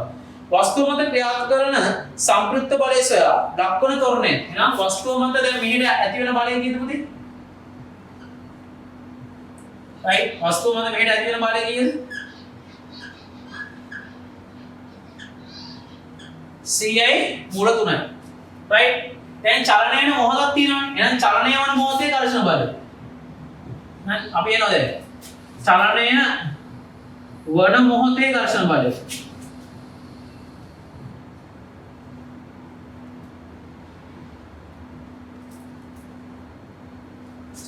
චලනය වන මොහොතේ ඝර්ෂණ බලය. චලනය වන මොහොතේ ඝර්ෂණ බලය මොකද්ද? චලනය වන මොහොතේ ඝර්ෂණ බලය කියන්නේ Fk සමානයි μkr. right එහෙනම් Fk μk කියන්නේ 0.3යි. දැන් අභිලම්බ ප්‍රතික්‍රියාව කියන්නේ මෙන්න මෙයා. ඒකට හේතුව දැන් චලනය වෙනවනේ. චලනය වෙන්නේ නිව්ටන් 200 එන්නේ. ඒකින්ද චලනය වන මොහොතේ අභිලම්බ ප්‍රතික්‍රියාව 20යි. එතකොට Fk සමානයි 6යි නිව්ටන් 6යි. ඝර්ෂණ බලය නිව්ටන් 6යි. පැහැදිලිද? ඝර්ෂණ බලය නිව්ටන් 6යි දී. එතකොට සම්ප්‍රයුක්ත බලය අපෙන් ආවා. එහෙනම් මේ පැත්තට වස්තුව ගමන් කරනවා නම් වස්තුව මේ පැත්තට දැන් ගමන් කරනවා නම් මෙහි ඇදෙන්නේ CI මූල 3. CI මූල 3 කියන්නේ මූල 3 කියන්නේ 1.73. මූල 3 යන්නේ 1.73. CI මූල 3. එතකොට 173ක් කියලා ගන්නකො. CI මූල 3. එතකොට ඒක ආසන්න වශයෙන් 173යි. එතකොට මේ පැත්තේ තියෙන ඝර්ෂණ බලය මේ මොහොතේ මේ පැත්තේ තියෙන ඝර්ෂණ බලය නිව්ටන් 6යි. චලනය වෙන මොහොතේ. එහෙනම් F = ma දාන්න පුතේ මේ පැත්තට. අභිනව බලය 173යි. ඉතින් අඩු කරන 6ක් ස්කන්ධයේ කිලෝග්‍රෑම් 12යි. තොරණේ 173 6ක් අඩු කරාම පුතේ 167යි. 167 බෙදන්න 12යි. තොරණේ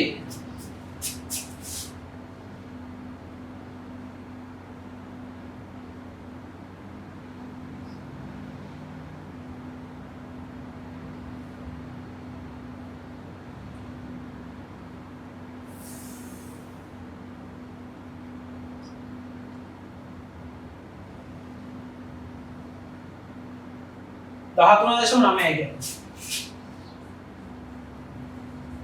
MS ඉන්න දෙක ඔන්න වගේ හදන්න මතක තියාගන්න.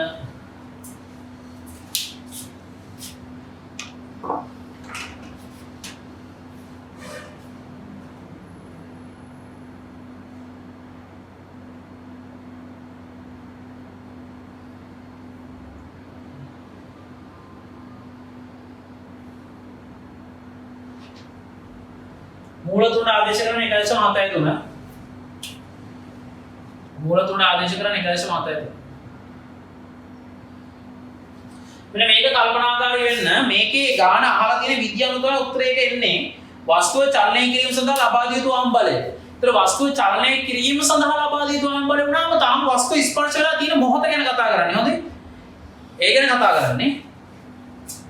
දැන් වස්තුව මත ඇති වෙන උපරිම ඝර්ෂණ බලය නෙමෙයි. වස්තුව මත ඇති වෙන උපරිම ඝර්ෂණ බලය ගැන නෙමෙයි කතා කරන්නේ. right දැන් මේක අහන්න දාගන්න ඊළඟට B එකට එන්න.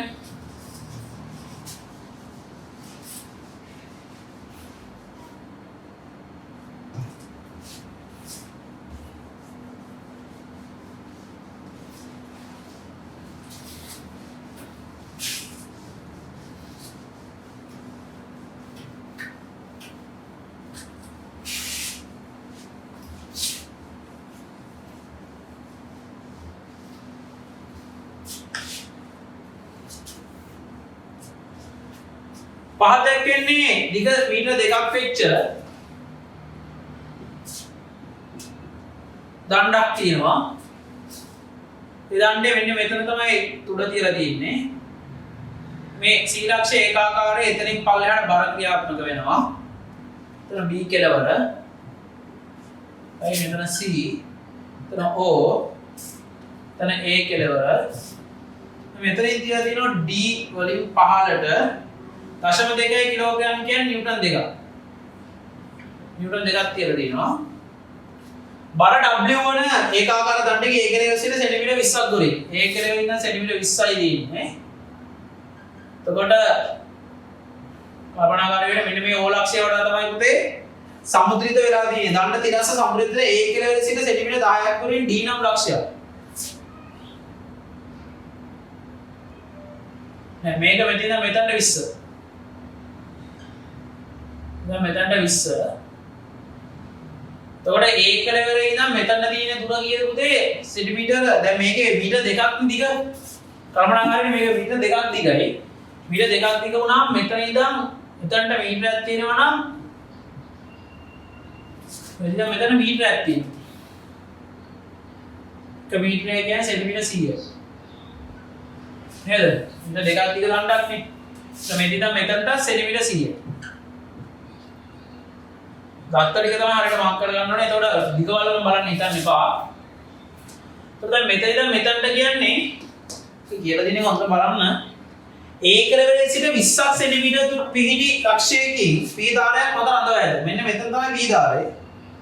ඒ කෙලවරේ සිට සෙන්ටිමීටර 10ක් දුරින් තියෙන්නේ මේක. එතකොට දැන් මෙතන ඉඳන් P ධාරය ඉඳන් මෙතන දුර කීයද? දැන් මෙතන ඉඳන් මෙතනම තියෙන ඔක්කොම කීයද? මීටරයක් නේද? C සිට A දක්වා මීටරයක් තියෙනවා. A සිට O තියෙන්නේ සෙන්ටිමීටර 20ක් දුරින්. එහෙනම් මෙන්න මෙතන කොටස විතර 80ක් වෙනවා.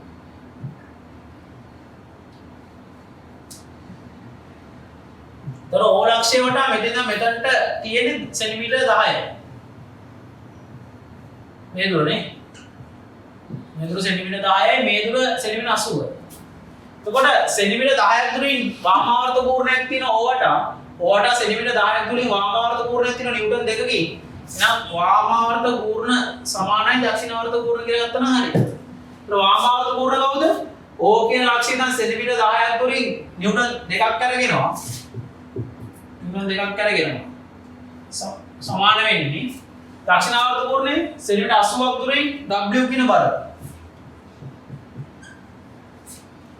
ඉන්ද්‍ර බිඳුව කැපෙනවා. දෙකට දෙකේ එකයි. එතකොට එක බෙදීම 8 සමාන W. දශම 1.5 නිව්ටන් සමාන W. බලන්න දශම 1.5 යනවාද කියලා?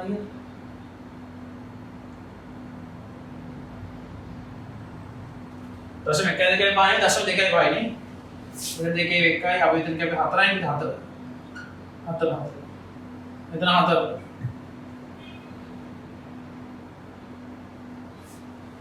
මෙතන තියෙන 4යි. දශම 2.5. නිව්ටන්. දශම 2.5 නිව්ටන්. හරිනේ? පොඩි ගානක් තියෙනවා. ඊපස්සේ අපිට තියෙන්නේ බලය සහිත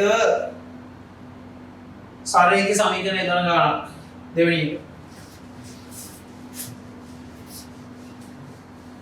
ගණන් හදන කල්පනාවෙන් හදන්න නැවත නැවත බලන්න. දැන් වෙනවා නැවත නැවත බලන්න. මේකේ එකම දේ තුන් හතර වතාවක් කියන අවශ්‍යතාවයක් නැත්නම් ආඩායි බෑක්වර්ඩ් කරලා බලන්න. ආයි වෙනත් විදිහකින් පැහැදිලි කරන්න තිබ්බොත් විතරයි මම මේක කරන්නේ. right? සමතල පාරක් දිගේ ගමන් කරන ස්කන්ධය කිලෝග්‍රෑම් 100න් යුත් කාර්යයක්.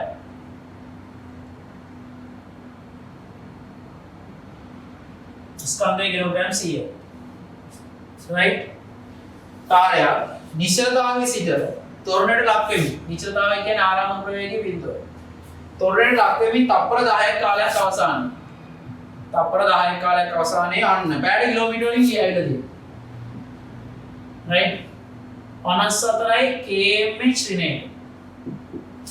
පැය කිලෝමීටර වලින් දියදී. ඉතින් තප්පරයට මීටර කරන්නේ කොහොමද? දැන් පැය කිලෝමීටරනේ.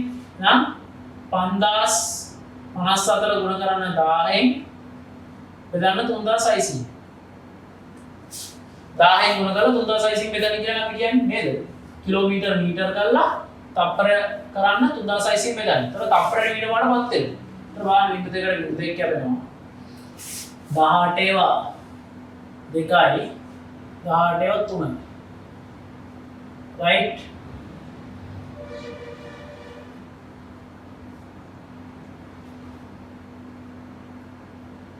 පැරගලට 150ක් විතර එනවනේ නේද? තප්පරේ මිනිත්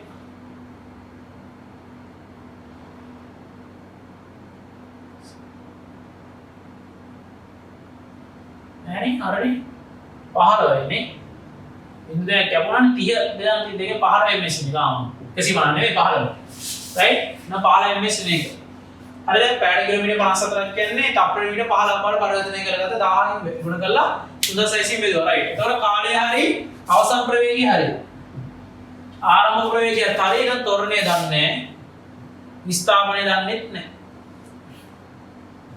අන්තිමේ දන්නේ නැත්තේ මම ගන්න ඒවා තියාගත්තා හරි right දැන් බලමු කාර්ය ගමන් ගන්නා ත්වරණය එහෙනම් පළවෙනි එකේ නම් දාන v සමානයි u ධන at ඇයි v සමානයි ධන at දැම්මේ v කියන්නේ අවසන් ප්‍රවේගය දන්නවා ආරම්භ ප්‍රවේගය දන්නවා කාලය දන්නවා ත්වරණය දන්නේ නැහැ v කියන්නේ අවසන් ප්‍රවේගය 15යි u කියන්නේ බිංදුවයි ත්වරණය දන්නේ නැහැ කාලය තප්පර 10යි නා 1.5යි ms ඉන්න දෙක සමානයි ත්වරණය නා ඒක හරි right ඊළඟ එක දෙකේ අහනවා පාර මගින් ඇති කරන ඝර්ෂණ බලය නිව්ටන් 500. ඒ කියන්නේ මේ කියන කාර්ය මත පාර මගින් ඇති කරන ඝර්ෂණ බලය නිව්ටන් 500ක් තියෙනවා. right? කාර්ය මත ඇති වෙන සංප්‍රයුක්ත බලය සර්. දැන් උදේ සංප්‍රයුක්ත බලය මගින් තමයි ත්වරණය වෙන්නේ. අමතක කරන්න එපා. යම් වාහනයක් ත්වරණය වෙනවා නම් ත්වරණය වෙන්නේ සංප්‍රයුක්ත බලය මගින්. ඒක ලියා ගන්න. යම් වාහනයක් ත්වරණය වීම සිදුවන්නේ සංප්‍රයුක්ත බලය මගින්. එහෙනම් සංප්‍රයුක්ත බලය F නම් සංප්‍රයුක්ත බලය මගින් ත්වරණය වේ. ඒ කියන්නේ ත්වරණය සඳහා වැය වෙන බලය තමයි සංප්‍රයුක්ත බලය.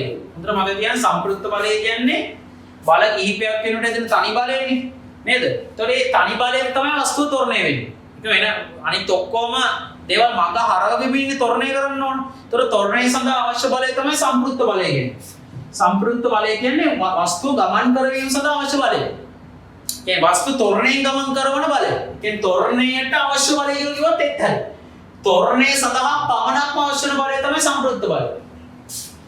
සංප්‍රයුක්ත බලය සමානයි ත්වරණයට පමණක් අවශ්‍ය බලය. මොකද චලනය වෙන්නේ ඒකින් right ත්වරණය වීම සඳහා අවශ්‍ය බලය තමයි සංප්‍රයුක්ත බලය කියන්නේ. මැඩ පවත්වන්න ඕන බලය නිව්ටන් 500 වෙනම එකක්. සංප්‍රයුක්ත බලය කියන්නේ පුතේ ත්වරණය සඳහා අවශ්‍ය බලය. නේද? ත්වරණය සඳහා F සමානයි මෙහෙට දාන්න F සමානයි m. F සමානයි ත්වරණය සඳහා අවශ්‍ය බලය m කියලා ස්කන්ධය කිලෝග්‍රෑම් 100ක් කියලා කියනවා. ත්වරණය 1.5යි. එතකොට ත්වරණය සඳහා අවශ්‍ය බලය නිව්ටන් 150යි. ත්වරණය සඳහා අවශ්‍ය බලය ඒවා සංප්‍රයුක්ත බලය නිව්ටන් 150යි. මොකද සංප්‍රයුක්ත බලයෙන් තමයි ත්වරණය වෙන්නේ.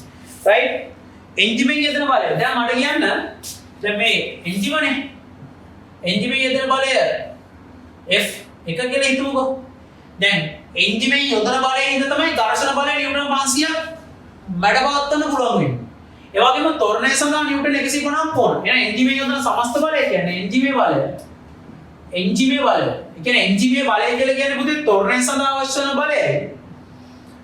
ඝර්ෂණය මැඩ පවත්වන්න අවශ්‍ය කරන බලය කියන්නේ දෙකේම එකතු. මොකද ඝර්ෂණය මැඩ පවත්වමින් තමයි වාහනේ ඉස්සරහට යන්න පුළුවන්. ඒතොර එන්ජිමින් යොදන බලය නිව්ටන් 500ක් වැය වෙනවා ඝර්ෂණය මැඩ පවත්වන්න. ත්වරණයට නිව්ටන් 150ක් ඕන වෙනවා නා එන්ජිමේ බලය.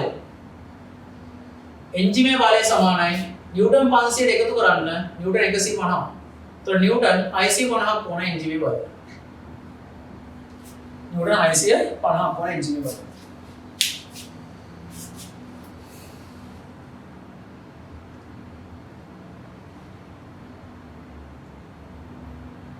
right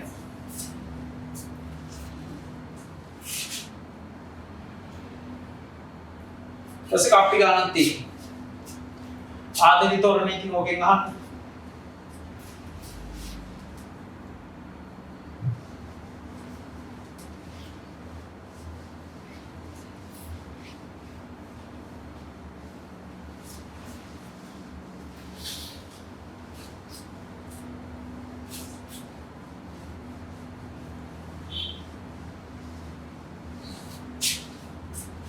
ඊට දැක්කන්නේ සුමන කප්පිය ඝර්ෂණයේ සහජ තන්තු පොදු කරගෙන මේ පීඩාදී ආනත්තල දෙකයි මල ලකුණු කරා අභිලම්බ ප්‍රතික්‍රියාව වෙනම හෙව්වා චලනයේ දිශාව හෙව්වා පාතිති ලක්ෂණ තොරණේ හෙව්වා තන්තු ආතදී හෙව්වා පටලේසි ගානක් කරන් දින දේවල් ගන්නවා ටග්ගල කරන්නයි දින්නේ රයිට් මේ තියෙන පද්ධතිය රයිට් එක පැත්තක අංශක 60යි අනිත් පැත්තේ අංශක 30යි කප්පිය මෙතන ස්කන්ධයකට ගහලා තියෙනවම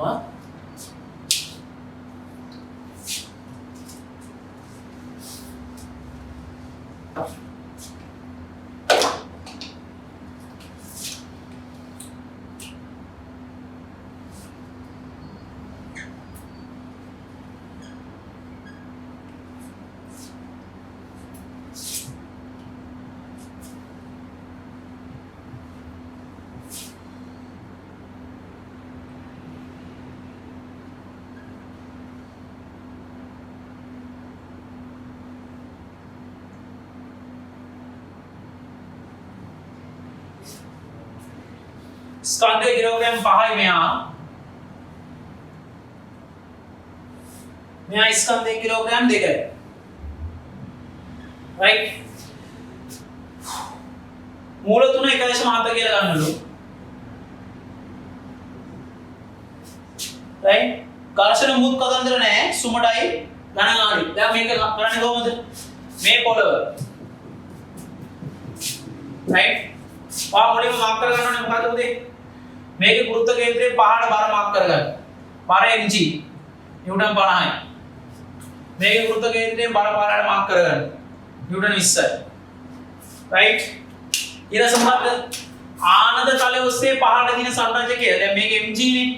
ඔයා දන්න අනිවාර්ය ආනද තලයේ ඔස්සේ පහළට දින සංරචකය mg sin θ නේ. mg sin θ කියන්නේ මොකද්ද? 50යි sin අංශක 60. sin 60 පහළට. දැන් මේ පැත්තට mg sin අංශක 30 mg කියන්නේ මෙතන කීයද නිව්ටන් 20යි 20යි sin 30 right so මෙතන sin 60 දැන් 50යි sin 60 කියන්නේ sin 60 කියන්නේ මූල 3 බෙදීම 2යි so එනවා 25යි මූල 3 මූල 3 1.7 ආදේශ කරන්න කියලා තියෙන්නේ මූල 3 1.7 ආදේශ කරන්න කියන එතකොට 25 වරක් 1.7 අදරිස් 2.5යි පහළ පැත්තට බලය තියෙන අදරිස් 2.5 sin t භාගය එන මේ පැත්තට නිව්ටන් 10යි දැන් තන්තු මත ආකෘති තියෙනවනේ අපි තුනට තුන ආකෘති මාක් කරනවා නේ tt එකම තන්තුව නිසා වෙන පුතේ කිසිම ප්‍රශ්නයක් නැත්තේ නෑ තන්තු දෙකක් වගේ පේන දින එක තමයි tt දෙපැත්තට මාක් කරන්නේ අපි අහනවා මේකේ අභිලම්බ ප්‍රතික්‍රියා නෑනේ පද්ධතිය බල මාක් කරන්න බල ලකුණු කරනකොට අභිලම්බ ප්‍රතික්‍රියාව මාක් කරන්න ඒක ප්‍රශ්නයක් නැත්තේ නෑ රයිට් r මාක් කරන්න ඔහොම r මාක් කරන්න බල මාක් කරනකොට ඔහොම මාක් කරලා තියන්න එතකොට එහෙම ගන්නක ඇත්තනේ ඔයා මෙහෙට මාක් කරලා තියන්න එතකොට mg මේ පැත්තට sin කඩුවා නම් මේ පැත්තට cos කඩන්න නේ එහෙනම් 20යි cos 30 මේ පැත්තට එතකොට 50යි cos 60 ඒ මාක් කරලා තියෙනවා ඒ ඇති හොඳේ මේ පැත්තට බලය අභිලම්බ ප්‍රතික්‍රියාව ටික මාක් කරන්න ඇති ඔය බල ලකුණු කිරීම ඔක්කොම තියෙනවා රයිට් අභිලම්බ ප්‍රතික්‍රියාව වෙනම අභිලම්බ ප්‍රතික්‍රියාව වෙනම වෙනක් තියෙනවා ඒක ප්‍රශ්නේ එහෙනම් එක හරි දෙක අභිලම්බ ප්‍රතික්‍රියාව වෙනම ගණනය කරන්න අභිලම්බ ප්‍රතික්‍රියාව වෙනම ගණනය කරන්න අභිලම්බ ප්‍රතික්‍රියාව එන හැමතිස්සෙම වස්තුව මේ පැත්තට එක්ක මේ පැත්තට නෙන්නේ වස්තුව තලයේ මත ඉහළ පහළ චලනයක් නැහැ පුතේ එහෙනම් අභිලම්බ ප්‍රතික්‍රියාවයි 50යි cosට සමානයි එහෙනම් මේකේ R1 කියලා කියමු මෙයාට R2 කියලා කියමු එහෙනම් R1 කියන එක මේ පැත්තට සමාන වෙන්නේ දෙවෙනි ගානට අදාළව මේ කියන්නේ right මේ පැත්තට තියෙන 50යි cos 60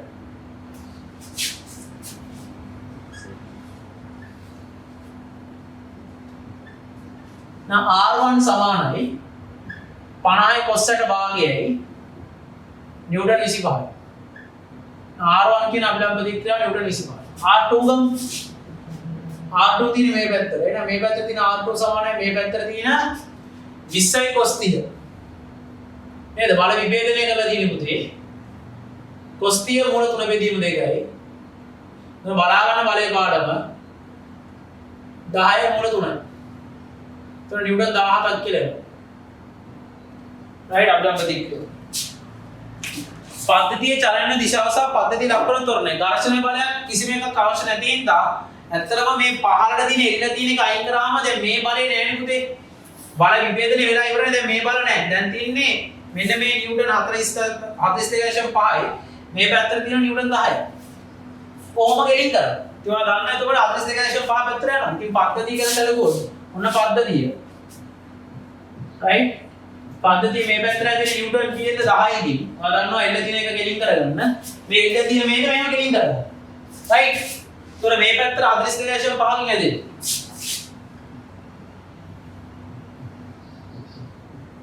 මේක ස්කන්ධය කිලෝග්‍රෑම් 5යි. මේක ස්කන්ධය කිලෝග්‍රෑම් 2යි. එහෙනම් මේ පැත්තට අනිවාර්ය වස්තුව තරණ නම් මේ පැත්තට x සමානයි m මේ දාන පද්ධතියටම අපි දැන් මේ තොරණය හොයන්නදී a සඳහා තොරණය සඳහා මේ පැත්තට f සමාන m අදින්නේ 42.5 ප්‍රතිරෝධය 10යි නේ. නම් 42.5 අඩු කරන්න 10යි.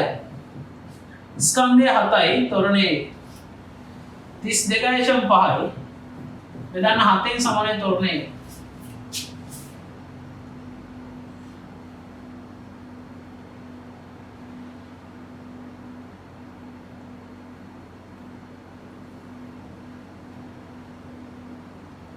හතර දශම 6 4 කියලා එන්නේ.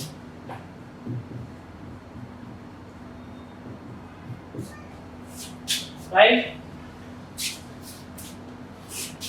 දැන් ආතතිය තියෙන්නේ මේ යන වස්තුවට මේ පැත්තට මේ වස්තුව අරගෙන යට x සමාන m දාන්න. එහෙනම් තොරණේ ආතතිය සඳහා මේ පැත්තට x සමාන m දාන්න. කාටද? කිලෝග්‍රෑම් 5 සඳහා දැන් ආතතිය ගන්න නැටි කිලෝග්‍රෑම් 5 සඳහා මේ පැත්තට දාන්න කියලා x සමාන m දාන්න. අදින්නේ 42.5යි. ප්‍රතිරෝධය t ස්කන්ධය 5යි. තොරණය 4.64යි. ගුණ කිරීම 5 23.2යි. 42.5න් අඩු කරන්න 23.21 සමානයි ආතතිය.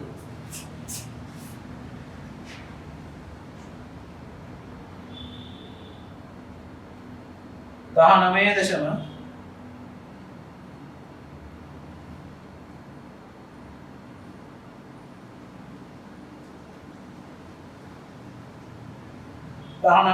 දෙකයි 8 ආසන්න වශයෙන් නේ නිව්ටන් සමාන ආතතිය. ගාන බහැර වැඩිනවද කියලා? එහෙනම් අපි මොකද කරේ? අභිලම්බ දික්කේ අපිට වැඩක් නැත්තේ නෑ. මේ පැත්තට 42.5කින් ඇදෙනවා මේ පැත්තට 10කින් ඇදෙනවා. ඒතකොට එල්ලකින් දෙක කෙලින්ම කරගත්තා. බල විභේදනයෙන් ඉවරයි. එතකොට මේ පැත්ත පද්ධතිය ගත්ත 32.5න් ඇදෙනවා අර පැත්තට 10කින් ඇදෙනවා. මුළු පද්ධතිය සඳහා f සමාන m දැම්මම තොරණේ 4.64යි. එතකොට මේ කොටස විතරක් තෝරලා මේ පැත්තට f සමාන m දාන්න. කිලෝග්‍රෑම් 5 විතරක් තෝරලා මේ පැත්තට f සමාන m දාන්න. එතකොට අදින ප්‍රතිරෝධී බලය එක මේක බලයෙන් ඉතින් t ආතතියෙන්. එතකොට 42.5කින් අදිනවා ප්‍රතිරෝධය තියෙන්නේ t. එච්චරයි. එහෙනම් f සමාන m කිලෝග්‍රෑම් 5ට දැම්මම පස්සේ උත්තරයක් ලබා ගන්න පුළුවන්. හදාන්න දෙයක් ගන්න.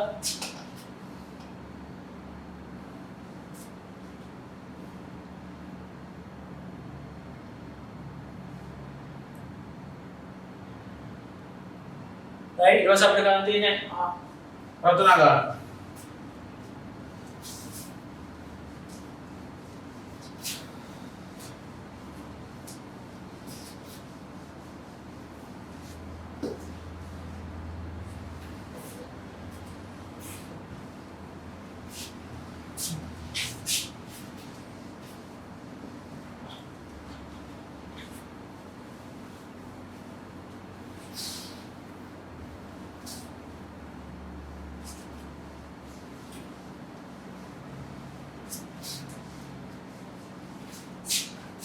right අපි රචනා ගන්න දෙමු.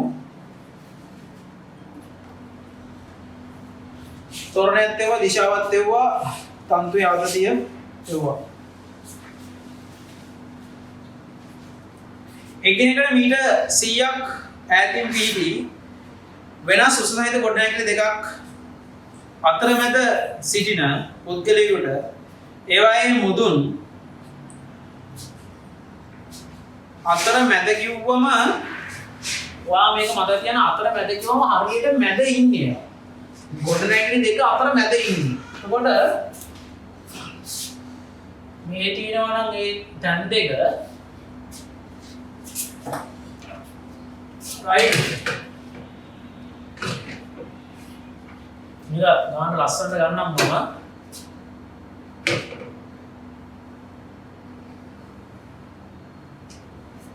මේක එක ගොඩනැගිල්ලක් හේතනකො බොඩි ගොඩනැගිල්ල මේක ලොකු ගොඩනැගිල්ල අතර මැද තැන කියලා කිව්වම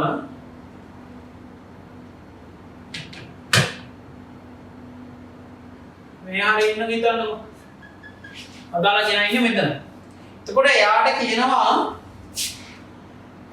ඒවයි මුදුන් 45 සහ 60. දැන් උස කෙනෙක්ව තමයි 45න් වෙන්නේ. නේද? මෙතන ඉන්න මනුස්සයර උස කෙනා තමයි 45න් වෙන්නේ. උස ගන්න තමයි මේක. right 45කින් පේනවා මෙයා. ඊට උස් කරන්න. හරිද? මෙයා 45න් වෙනවා. right කොහොමම නෙමෙයි පොඩ වෙනස් ඒනට අපි මේක මාක් කරගමු අපිට පුළුවන් විදියට. ඒතර මේක 60 මේක 45 ඕනේ මේ අපි කියමු මෙයාට h1 කියලා මෙයාට h2 කියලා කියමු. එකිනෙකට මීටර් 100ක් ඈතින් පිහිටි. දැන් ඒතර මෙතන ඉඳන් මෙතනට දුර ගිය 100යි. එතකොට අතර මැද නම් මෙතන 50යිනේ. දැන් මෙතන 50. ඉතින් මෙතන අංශක 45 නම් h1 කියන්නේ මෙතන 45 නම් මේ කියන කෝණය පුතේ 45යි. එතකොට සමද්විපාද ත්‍රිකෝණයක ත්‍රිකෝණයක් නේ. එතකොට h1 කියන එක කියන ආන්න දෙයක් නෑ. h1 50ක් වෙලා ඉවරයි. h1 50යි. ආන්න දෙයක් ඇත්තේ. right මෙව තොරතුරු දැක්වීම රූප සටහනක් ඇඳලා. එන 1.6. ඊට ප්‍රකාශ ගොඩනැගිලි දෙකේ උස h1 සහ h2 ලෙසගෙන ඒවා උස සඳහා ප්‍රකාශන. එතකොට දැන් මේක කෙලිම ගත්තොත් right මේ පාදයේ 50ක් ඉඳලා h1 සඳහා ප්‍රකාශනයක් ලියන්න කිව්වොත් tan අංශක 45 සමානයි සම්මුඛ පාදයේ h1 බද්ධ පාදයේ 50යි. උදේ tan අංශක 45 කියන්නේ කීයද? ප්‍රකාශන විතරයි ලියන්න තින්නේ. right ප්‍රකාශන විතරයි ලියන්න තින්නේ මොකුත් ලියන්න එපා ප්‍රකාශනයක් ලියුවා. h2 සඳහා ප්‍රකාශනය සම්මුඛ පාදයේ h2 බද්ධ පාදයේ 60 50යි.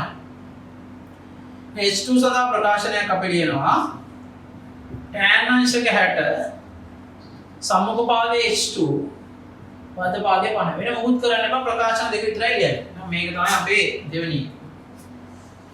ඊට ප්‍රකාශන භාවිතා කර h1 සහ h2 සොයන්න. දැන් තුන්වෙනි එකේ කියන ඊට ප්‍රකාශන tan අංශක 45 කියන්නේ 1 1 50 50යි. එන h1 සමානයි 50යි. h2 tan අංශකයට කියන්නේ මූල 3 බෙදීම මූල 3යි. මූල 3 50න් ගුණ කරාම h2. එතකොට උත්තරේ 50යි මූල 3යි මීටර සමාන h2. මීටර කියලා එන්න ඕන හරිනේ. 50යි මූල 3යි මීටර සමාන h2. කිසියම් පුද්ගලයෙකු උස අඩු ගොඩනැගිල්ලේ පාමුල සිට උස වැඩි ගොඩනැගිල්ලේ මුදුන් ලෙස බලන ආරෝහණ කෝණය කීයද කියලා අහන්න. මෙන්න මෙතන ඉඳන් අර උස ගොඩනැගිල්ල පොඩි ගොඩනැගිල්ලේ පාමුල ඉඳන් උස වැඩි ගොඩනැගිල්ලේ මුදුන් ලෙස බලන ආරෝහණ කෝණය. ඒ කියන්නේ මෙන්න මේ කෝණය ගැන අහන්න.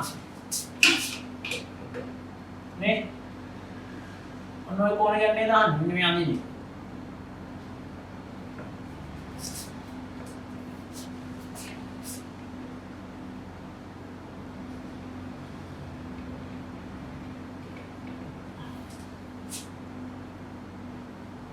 right එතකොට මෙන්න මේ කෝණය ගැන අහන්න. ඉතින් අපිට තියෙනවා මෙතන ඉඳන් මෙතනට කීයද පුතේ? මීටර 100ක්. එතකොට මේ ලොකු ත්‍රිකෝණය සැලකුවා මේක අංශක 90 වෙනදී ලොකු ත්‍රිකෝණය සැලකුවම මෙතන මීටර් 100ක් තියෙන h2 හොයාගත්තා අපි 50යි මූල 3යි කියලා. එහෙනම් tan θ දාන්න. නම් තුන්වෙනි ගානට අදාළව tan θ. tan θ සමානයි සමෝපපාද h2 බෙදී. ප්‍රමුද tan θ කියන්නේ h2 කියන එක කියන සමානයි 50යි මූල 3 බෙදීම 100. තුරේන tan θ සමානයි 50 මූල 3 100 බෙදුවම ඔබගේ උත්තරේ එන්නේ මූල 3 බෙදීම 2. එතකොට tan θ ආසන වශයෙන් ගත හැකි. එතකොට මූල 3 2කින් බෙදුවම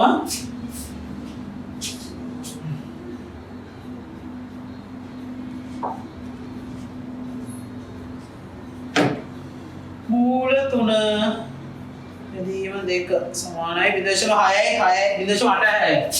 0.6යි 0.8යි බිඳුව. එතකොට t ට සමානයි tan ඉන්වර්ස් වලින් යන්නේ 0.8යි 6යි බිඳුව. එතකොට බලන්න ලබන පොත අරගෙන කොහෙද ටැන්ජන් වල නැත්තේ 0.8යි 6යි බිඳුව හැදලා තියෙන්නේ කියලා.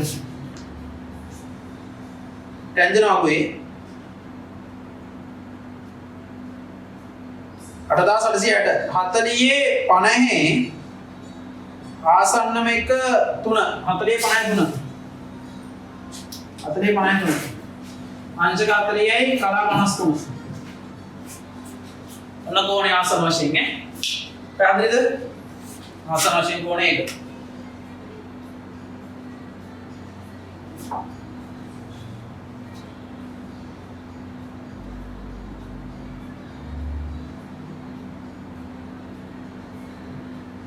right ඊළඟට උසින් අඩු ගොඩනැගිල්ල මුදුනේ සිට උසින් වැඩි ගොඩනැගිල්ල මුදුනට දැන් මම මේ ටික වකනවා මේ ටික ලියාගත්තනේ ආයි බෑක්වර්ඩ් කරලා ලියා ගන්න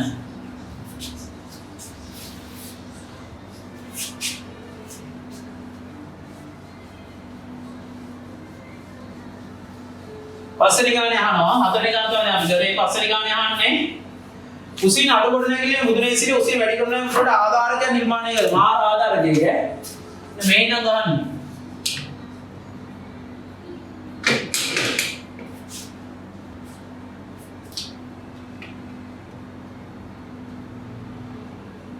හරිද? එතකොට ත්‍රිකෝණික ත්‍රිකෝණ සම්බන්ධතාවය පාවිච්චි කරලා අපිට මේ ගණන හදන්න පුළුවන්.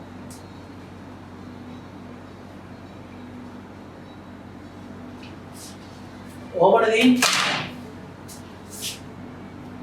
එතකොට මෙන්න මේ කියන ඍජුකෝණික ත්‍රිකෝණය පාවිච්චි කරලා අපි දැන් මෙතන දන්නවනේ පුතේ 100යි කියලා නේද දැන් h2 උස කියන්නේ කීයද ලොකු එක්කෙනා උස අපිට ඒක ආවා 50යි මූල 3යි නේ 50යි මූල 3යි නේ හරිද මේක 50යි එතකොට 50යි මූල 3ෙන් අඩු කරලා තියෙන 50 එහෙනම් මේ උස කියන්නේ 50යි මූල 3ෙන් අඩු කරලා තියෙන්නේ 50. මූල 3 කියන්නේ 1.83 දෙක. අපි හදමු ඉතින්. 50 ගුණ කිරීම 0.7යි 3යි 2. 86.6ෙන් අඩු කරලා තියෙන්නේ 50. 36.6. පයිතගොරස් දාන්න. පයිතගොරස්. මෙයාට x කියලා දාගන්න. ඒ ඉනිමඟ මෙතන මෙතනට හදනවා ඒක ඉනිමඟ. එතකොට පයිතගොරස් දාන්න එකට. පයිතගොරස්. පයිතගොරස් දාන්න x වර්ග සමානයි c වර්ග ධන 36.6 වර්ගය. x වර්ගය 10යි මේක කෙලින්ම දාන්න පුළුවන් 10යි 36.6 වර්ගය.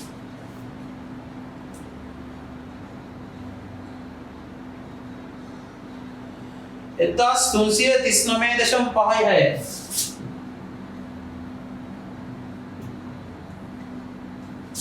ඒකට එක්ක කරන් 10 11 එන x වර්ග සමානයි 399.56 x සමානයි එතකොට ඒකේ වර්ගමූලය නේ ඒ වර්ගමූලය 106.4යි නේද 106.48යි කියලා වගේ එන්නේ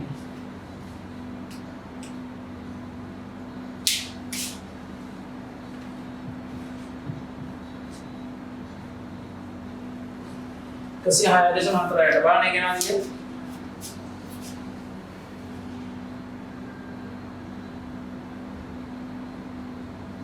कैसे 6.4 right ඊළඟ එක ගානක් තියෙන්නේ B ගානට යන්න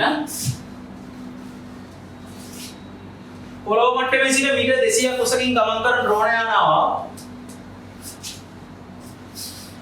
පොළොව මට්ටමේ සිට මීටර් 200ක් උසකින් ගමන් කරන ඩ්‍රෝන යානාවකට එක් අවස්ථාවකදී A සහ B නැමැති පුද්ගලයන් දෙදෙනෙකු පෙනෙන අවරෝහණ කෝණ වන්නේ 45 සහ 60 බැගින් වෙනවලු right ඩ්‍රෝන යානාවක් ගැන කතා කරන්නේ එතකොට මීටර් 200ක් පොළොව මට්ටම උසින් ඉන්නේ right ඩ්‍රෝන් එක තියෙනවා කියලා මෙතන හිතන්නකෝ ඩ්‍රෝන් එක හරිද ඩ්‍රෝන් එකේ ඉන්නේ මීටර් 200ක් උසින් right ඒක අවස්ථාවකදී A හා B යමති පුද්ගලයන් දෙන්න වෙන අවරෝහණ කෝණයන් පිළිවෙලින් 45 60 කියන්නේ මේ මට්ටමේ ඉඳන් බලුවම නම් එක තමයි 45 එක මේක හරිද 60 පේන එක නා ඊට වඩා අවරෝහණ කෝණයනේ දෙන්නේ කියන්නේ ළඟ පේන එකේ 60 පල්ලෙහා බලන්න ඕනේ වැඩි ප්‍රමාණයක්.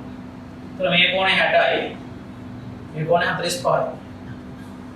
මේ ඒකාන්තර කෝණ සමාන නිසා ඒක ලම්බකයි. ඩ්‍රෝන් එක මේක මිනිස්සේ ඒව වෙන්නේ 45කින්. මේක වෙන්නේ ඒව 45කින් B වෙන්නේ මෙතන. right? A සහ B නැමැති පුද්ගලයන් දෙදෙනා අතර දුර කොපමණද? දැන් අපෙන් අහන්නේ A සහ B අතර දුර කොපමණද කියලා. මේ x දුර අහන්න. ඔයාලට පැහැදිලිව වෙනව නේද? දැන් මේ කෝණය 45 නම් මේක 200ක් උස තියෙනවා මේ කෝණය කොහොමද 45 කොටසනේ පුතේ දිනේ නේද? තනි එක්කලා ගත්තොත් මෙහෙම මේක ඩ්‍රෝන් එක මේක A කියන පුද්ගලයා මේක ගාන ලෙසින් ඩ්‍රෝන් එක මේක 200යි. එතකොට මේක අංශ 45 නම් මේක ගන්න 45 නම් සමද්විපාද ත්‍රිකෝණයක මේ පාදය කියන එකට සමාන එන මේක මීටර 200. කියන්නේ මෙතන මීටර 200ක් තියෙනවා. නේ අපි හිතමුකෝ නේද මේක දැන් තියාගන්නකො එක මීටර 200 මේකත් මීටර 200 x දුරනේ එතකොට මේ දුර මොකද්ද 200 × x අපිට ගන්න ඕනේ a සහ b අතර තියෙන දුර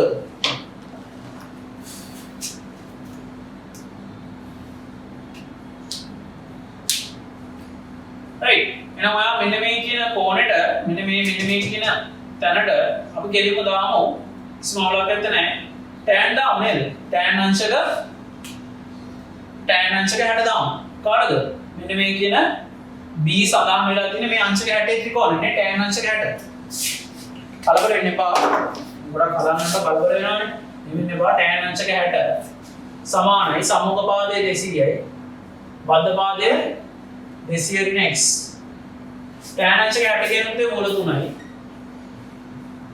200 බෙදීම 200 × x right તો මූල 3 කියන්නේ 1.7 කියලා ගන්න මෙතනදී ගොඩක් ගන්න එපා 1.7 ඇති 1.7 ඇති මේ වෙලාවේ 200 × x සමානයි 200 right එතකොට 10 37යි 340යි අරුග්‍රේ 1.7යි x සමානයි 200 එතකොට 340 මේ පැත්ත අඩු කිරීම 200 ඇවිල්ලා 1.7යි x කියලා මේ පැත්තට එනවා ඊළඟ 140 බෙදීම 1.7 සමාන x 140 සුළු කිරීම තමයි තියෙන්නේ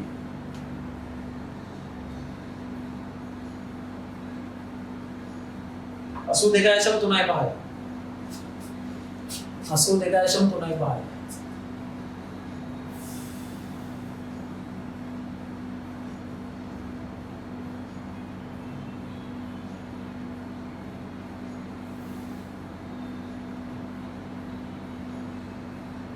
දැෂම 7යි 3 ගත්තොත් පොඩ වෙනස් වෙන්න පුළුවන් right 82.35 දැෂම 7 ගත්තේ දෙයිම කරේ හොඳේ දැෂම 7යි 3යි දෙක ගත්තා නම් ඒක ටිකක් තව වෙනස් වෙන්න පුළුවන් මේක පරම දශම ස්ථාන තිබ්බම මට ඕක ඇතිව තමයි එතකොට 82.35 2.3 ඇති.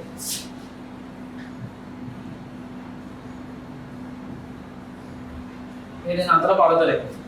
ඔය දැන් උදාහරණයකට දැන් 0.7 3 දෙක ගත්තා නම් ඕකේ සමාන වෙන්න පුළුවන් ඊට චුට්ටක් වැඩි යගයක්. ඒක ගණන් ගන්න එපා. ඒක වැඩක් නැත්තේ නෑ. මම දැන් මූල තුනට ආදේශ කරේ 1.7.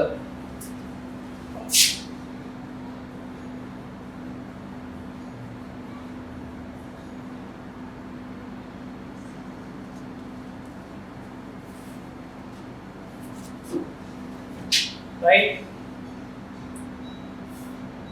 ඊළඟට A නම් පුද්ගලයා සිට ද්‍රෝණයානට ඇති සරල රේඛීය දුර කොහොමද?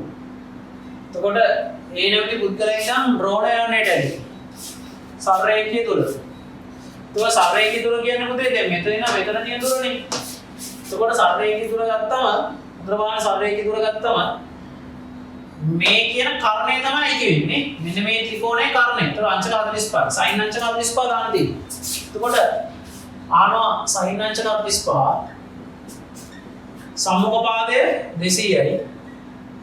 කාරණය තමයි හොයන්න තියෙන්නේ. ඒක x කියලා ගමු y කියලා ගමු. මේ දුර y කියලා ගමු. ද්‍රෝණයාන්ට තියෙන සරල රේඛිය දුර y. sin අංශක 45 කියන මොන දෙයකද? 200 බෙදීම y. y සමානයි 200 මොන දෙයක? AC ගන්න නේ. AC ගන්න. right අදාට අගල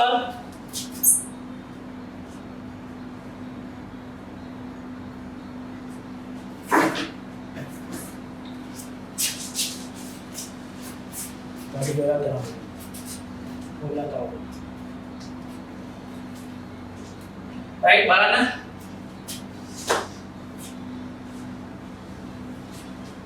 B නම් පුද්ගලයා සිට ද්‍රෝණයානට සරල රේඛිය තුල. එතකොට දැන් B නම් පුද්ගලයා කියන්නේ මෙයා. හරිද? මේ දැන් ගණන් හදන්න හොඳේ. දැන් මේ කියන ත්‍රිකෝණික ත්‍රිකෝණයේ කොහොමද කරන්නේ මෙයානේ. එතකොට මේ උස h ගන්නවානේ. මේක 60 නම් මේක 60 නම් හරිද? පුතේ ඒ කෝණෙම ගන්න ඕනේ නැහැ. මේ පොඩි ත්‍රිකෝණේ තියෙන මෙතන 30යි. නේද? එතකොට මේ මෙන්න මේ කියන කෙනාට අදාළව cos කියන අනුපාතයෙන් අපිට පුළුවන් මේ කියන කර්ණය හොයාගන්න. මේ කර්ණයට අපි කියමු z කියලා. එහෙම නෙමෙයි. මේ කියන අංශක දැන් මේක 60 නම් මේක අංශක 30යි නේ. එතකොට මේක 30ක් වුණා මෙතන බද්ධ පාදයේ නේද අංශක 30ට කර්ණේ නම් cos තාම අපි cos දාදේ cos අංශක 30 cos 30 සමානයි බද්ධ පාදයේ 200යි දන්නේ නැත්තේ කර්ණය cos 30 මූල 3 බෙදීම 2යි 200 බෙදීම 20 z සමාන වෙන්නේ 400 බෙදීම මූල 3 400 බෙදීම මූල 3 ආසන වශයෙන් අපි දාවෙන්නේ 400 බෙදන්න 1.7 මම ගත්තේ මේ පාර 235යි. ඔයා කැමති අගයක් ගන්න 1.7 දෙක ගත්තොත් චුට්ට වෙනස් අගයක් ඒවි ගණන් ගන්න එපා. 235.19 මීටර වලින් තියන්න ඉස්සම ඒකක තියන්න මීටර වලින් තියන්න මේ හැම එකම ඒකක තියන්න කල්පනාකාරී වෙන්න.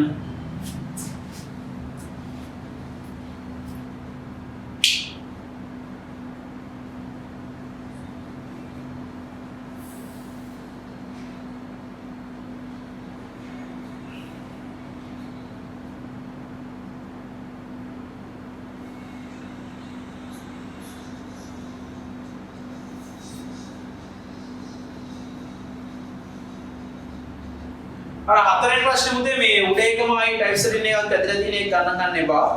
රයිට් දැන් අවසාන කොටස ඉන්නේ C කොටස. හතරෙන් එක වැඩක් නැත්නම් ඒක නිකන් වැරදිලා වෙදිච්ච එක. ත්‍රිකෝණමිතිය දාලා පරිස්සම් වෙන්න.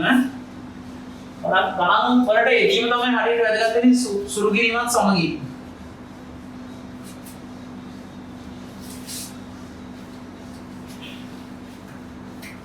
අපි දැන් පැය කමාරකට ආසන්න වැඩි ප්‍රමාණයක මේ දින පේපරේ සාකච්ඡා වෙනවා. රයිට් නිකන් උඩින් ආවට ගියාට අන්නෙන් ඉන්නම වාලේ නෙවෙයි ඈ.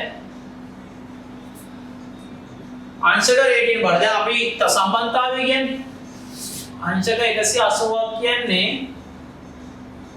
රේඩියන් වලින් 5 ප්‍රමාණයට සමානයි. तर එක අංශකයක් කියන්නේ 5 බෙදීම 180. ඕක නම් තමයි සම්බන්ධතාවය. නේද? අපිට තියෙන ගණන් ටිකක් හදන්න. අංශක 135 එක. එතකොට රේඩියන් වල පරිවර්තනය කරන්න තියෙනවා. ඒතර එක අංශයක් කියන්නේ 5 බෙදීම 180ක් නම් අංශක 135ක් කියලා කියන්නේ. කෙලින්ම 135 ගුණ කරන්න 5 බෙදීම 180. කපලා හැම මේක 15ව 9යි මෙතන තියෙනවා 15ව 150ට 10යි තව 30ක් ඉතුරුයි 12යි එකයි සෝරි එකයි නෙමෙයි 9ට 3යි 12ට 4 උත්තරේ එන්නේ 3යි 5 බෙදීම 4 3යි 5 බෙදීම 4 රේඩියන් වලින් තියෙනවා නා 3යි 5 බෙදීම 4 මතක් කර ගැනීමට ගණන් ටික දාලා තින්නේ රයිට් ඊළඟ 155 නාංශක 135 සෝරි 155 ගුණ කිරීම 5 බෙදීම 180 බලන්න කීයක් දෙන්නේ කියලා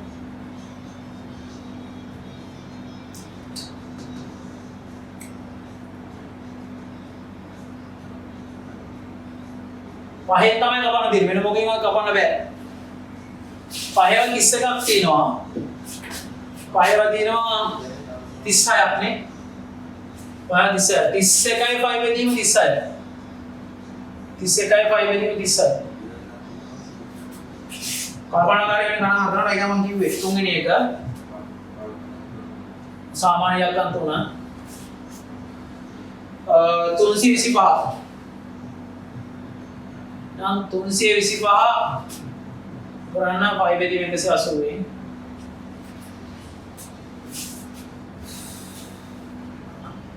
පහෙන් තමයි කපන්න තියෙන්නේ. එතකොට පහේ 65ක් තියෙනවා.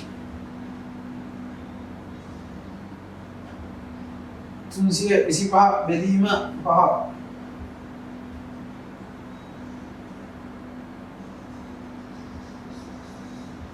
හට පහයි. 65 5 බෙදීම 30යි. ඊළඟට 435. 435 5 බෙදීම 180.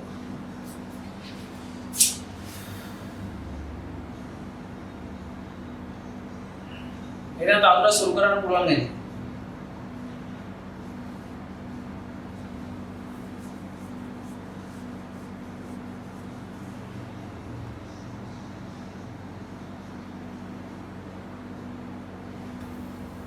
පහලෙන් කවද හැරි මට පේන්නේ 435 බෙදීම 15 සුළු කිරීම තමයි තියෙන්නේ 29යි බෙදීම එතකොට 12 නේ 29යි 5 බෙදීම 12 මේ හැමදාම රේඩියන් 100 අකුර තියෙන්න ඕන රයිට් අවසාන ගාන එතන තියෙනවා පුතේ ඒකේ තියෙන්නේ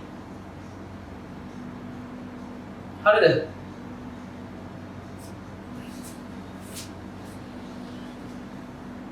හරිද අංශක 730 කියලා එන්න ඕනේ ඒක කපලා දාන්න ඒක මේ අංශක 30යි අංශක 7යි කලා 30යි කියලා මේ අංශක 30 අංශක 7යි ඊට පස්සේ කලා 30 ගන්න පුළුවන් හැබැයි එහෙමත් පුළුවන් ඒක කලා කරගන්න එතකොට හරියි අංශක 7යි කලා 30 right එතකොට කෙලින්ම 7.5 නේ අංශක 7.5 කෙලින්ම ගුණ කරාට 5 බෙදීම 180 එහෙම ගන්න පුළුවන් දෙයක් 5 බෙදීම 180යි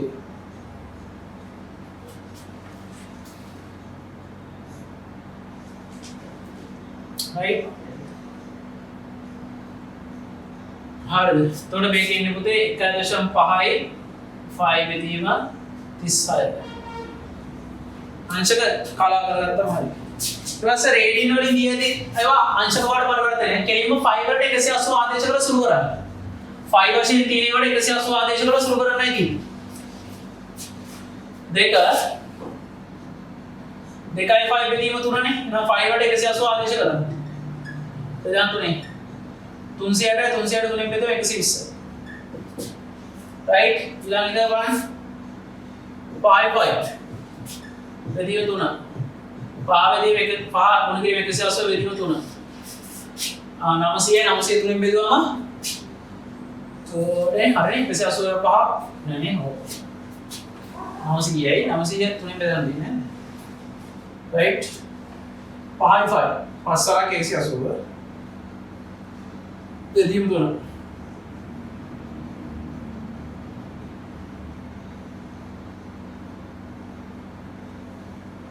Uzi.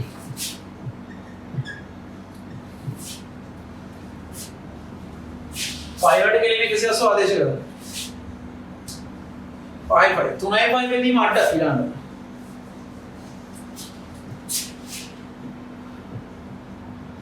5 කියන්නේ අංශක 180යි 8. 180 ඒවා 3ක්. 540. කිරීම 3 බෙදීම 8 67යි කලා 30යි 67යි කලා 30යි ඊළඟට 2යි 5 බෙදීම 10යි 5 කියන්නේ 180යි එතකොට 308යි අංශක 36ක් කරේ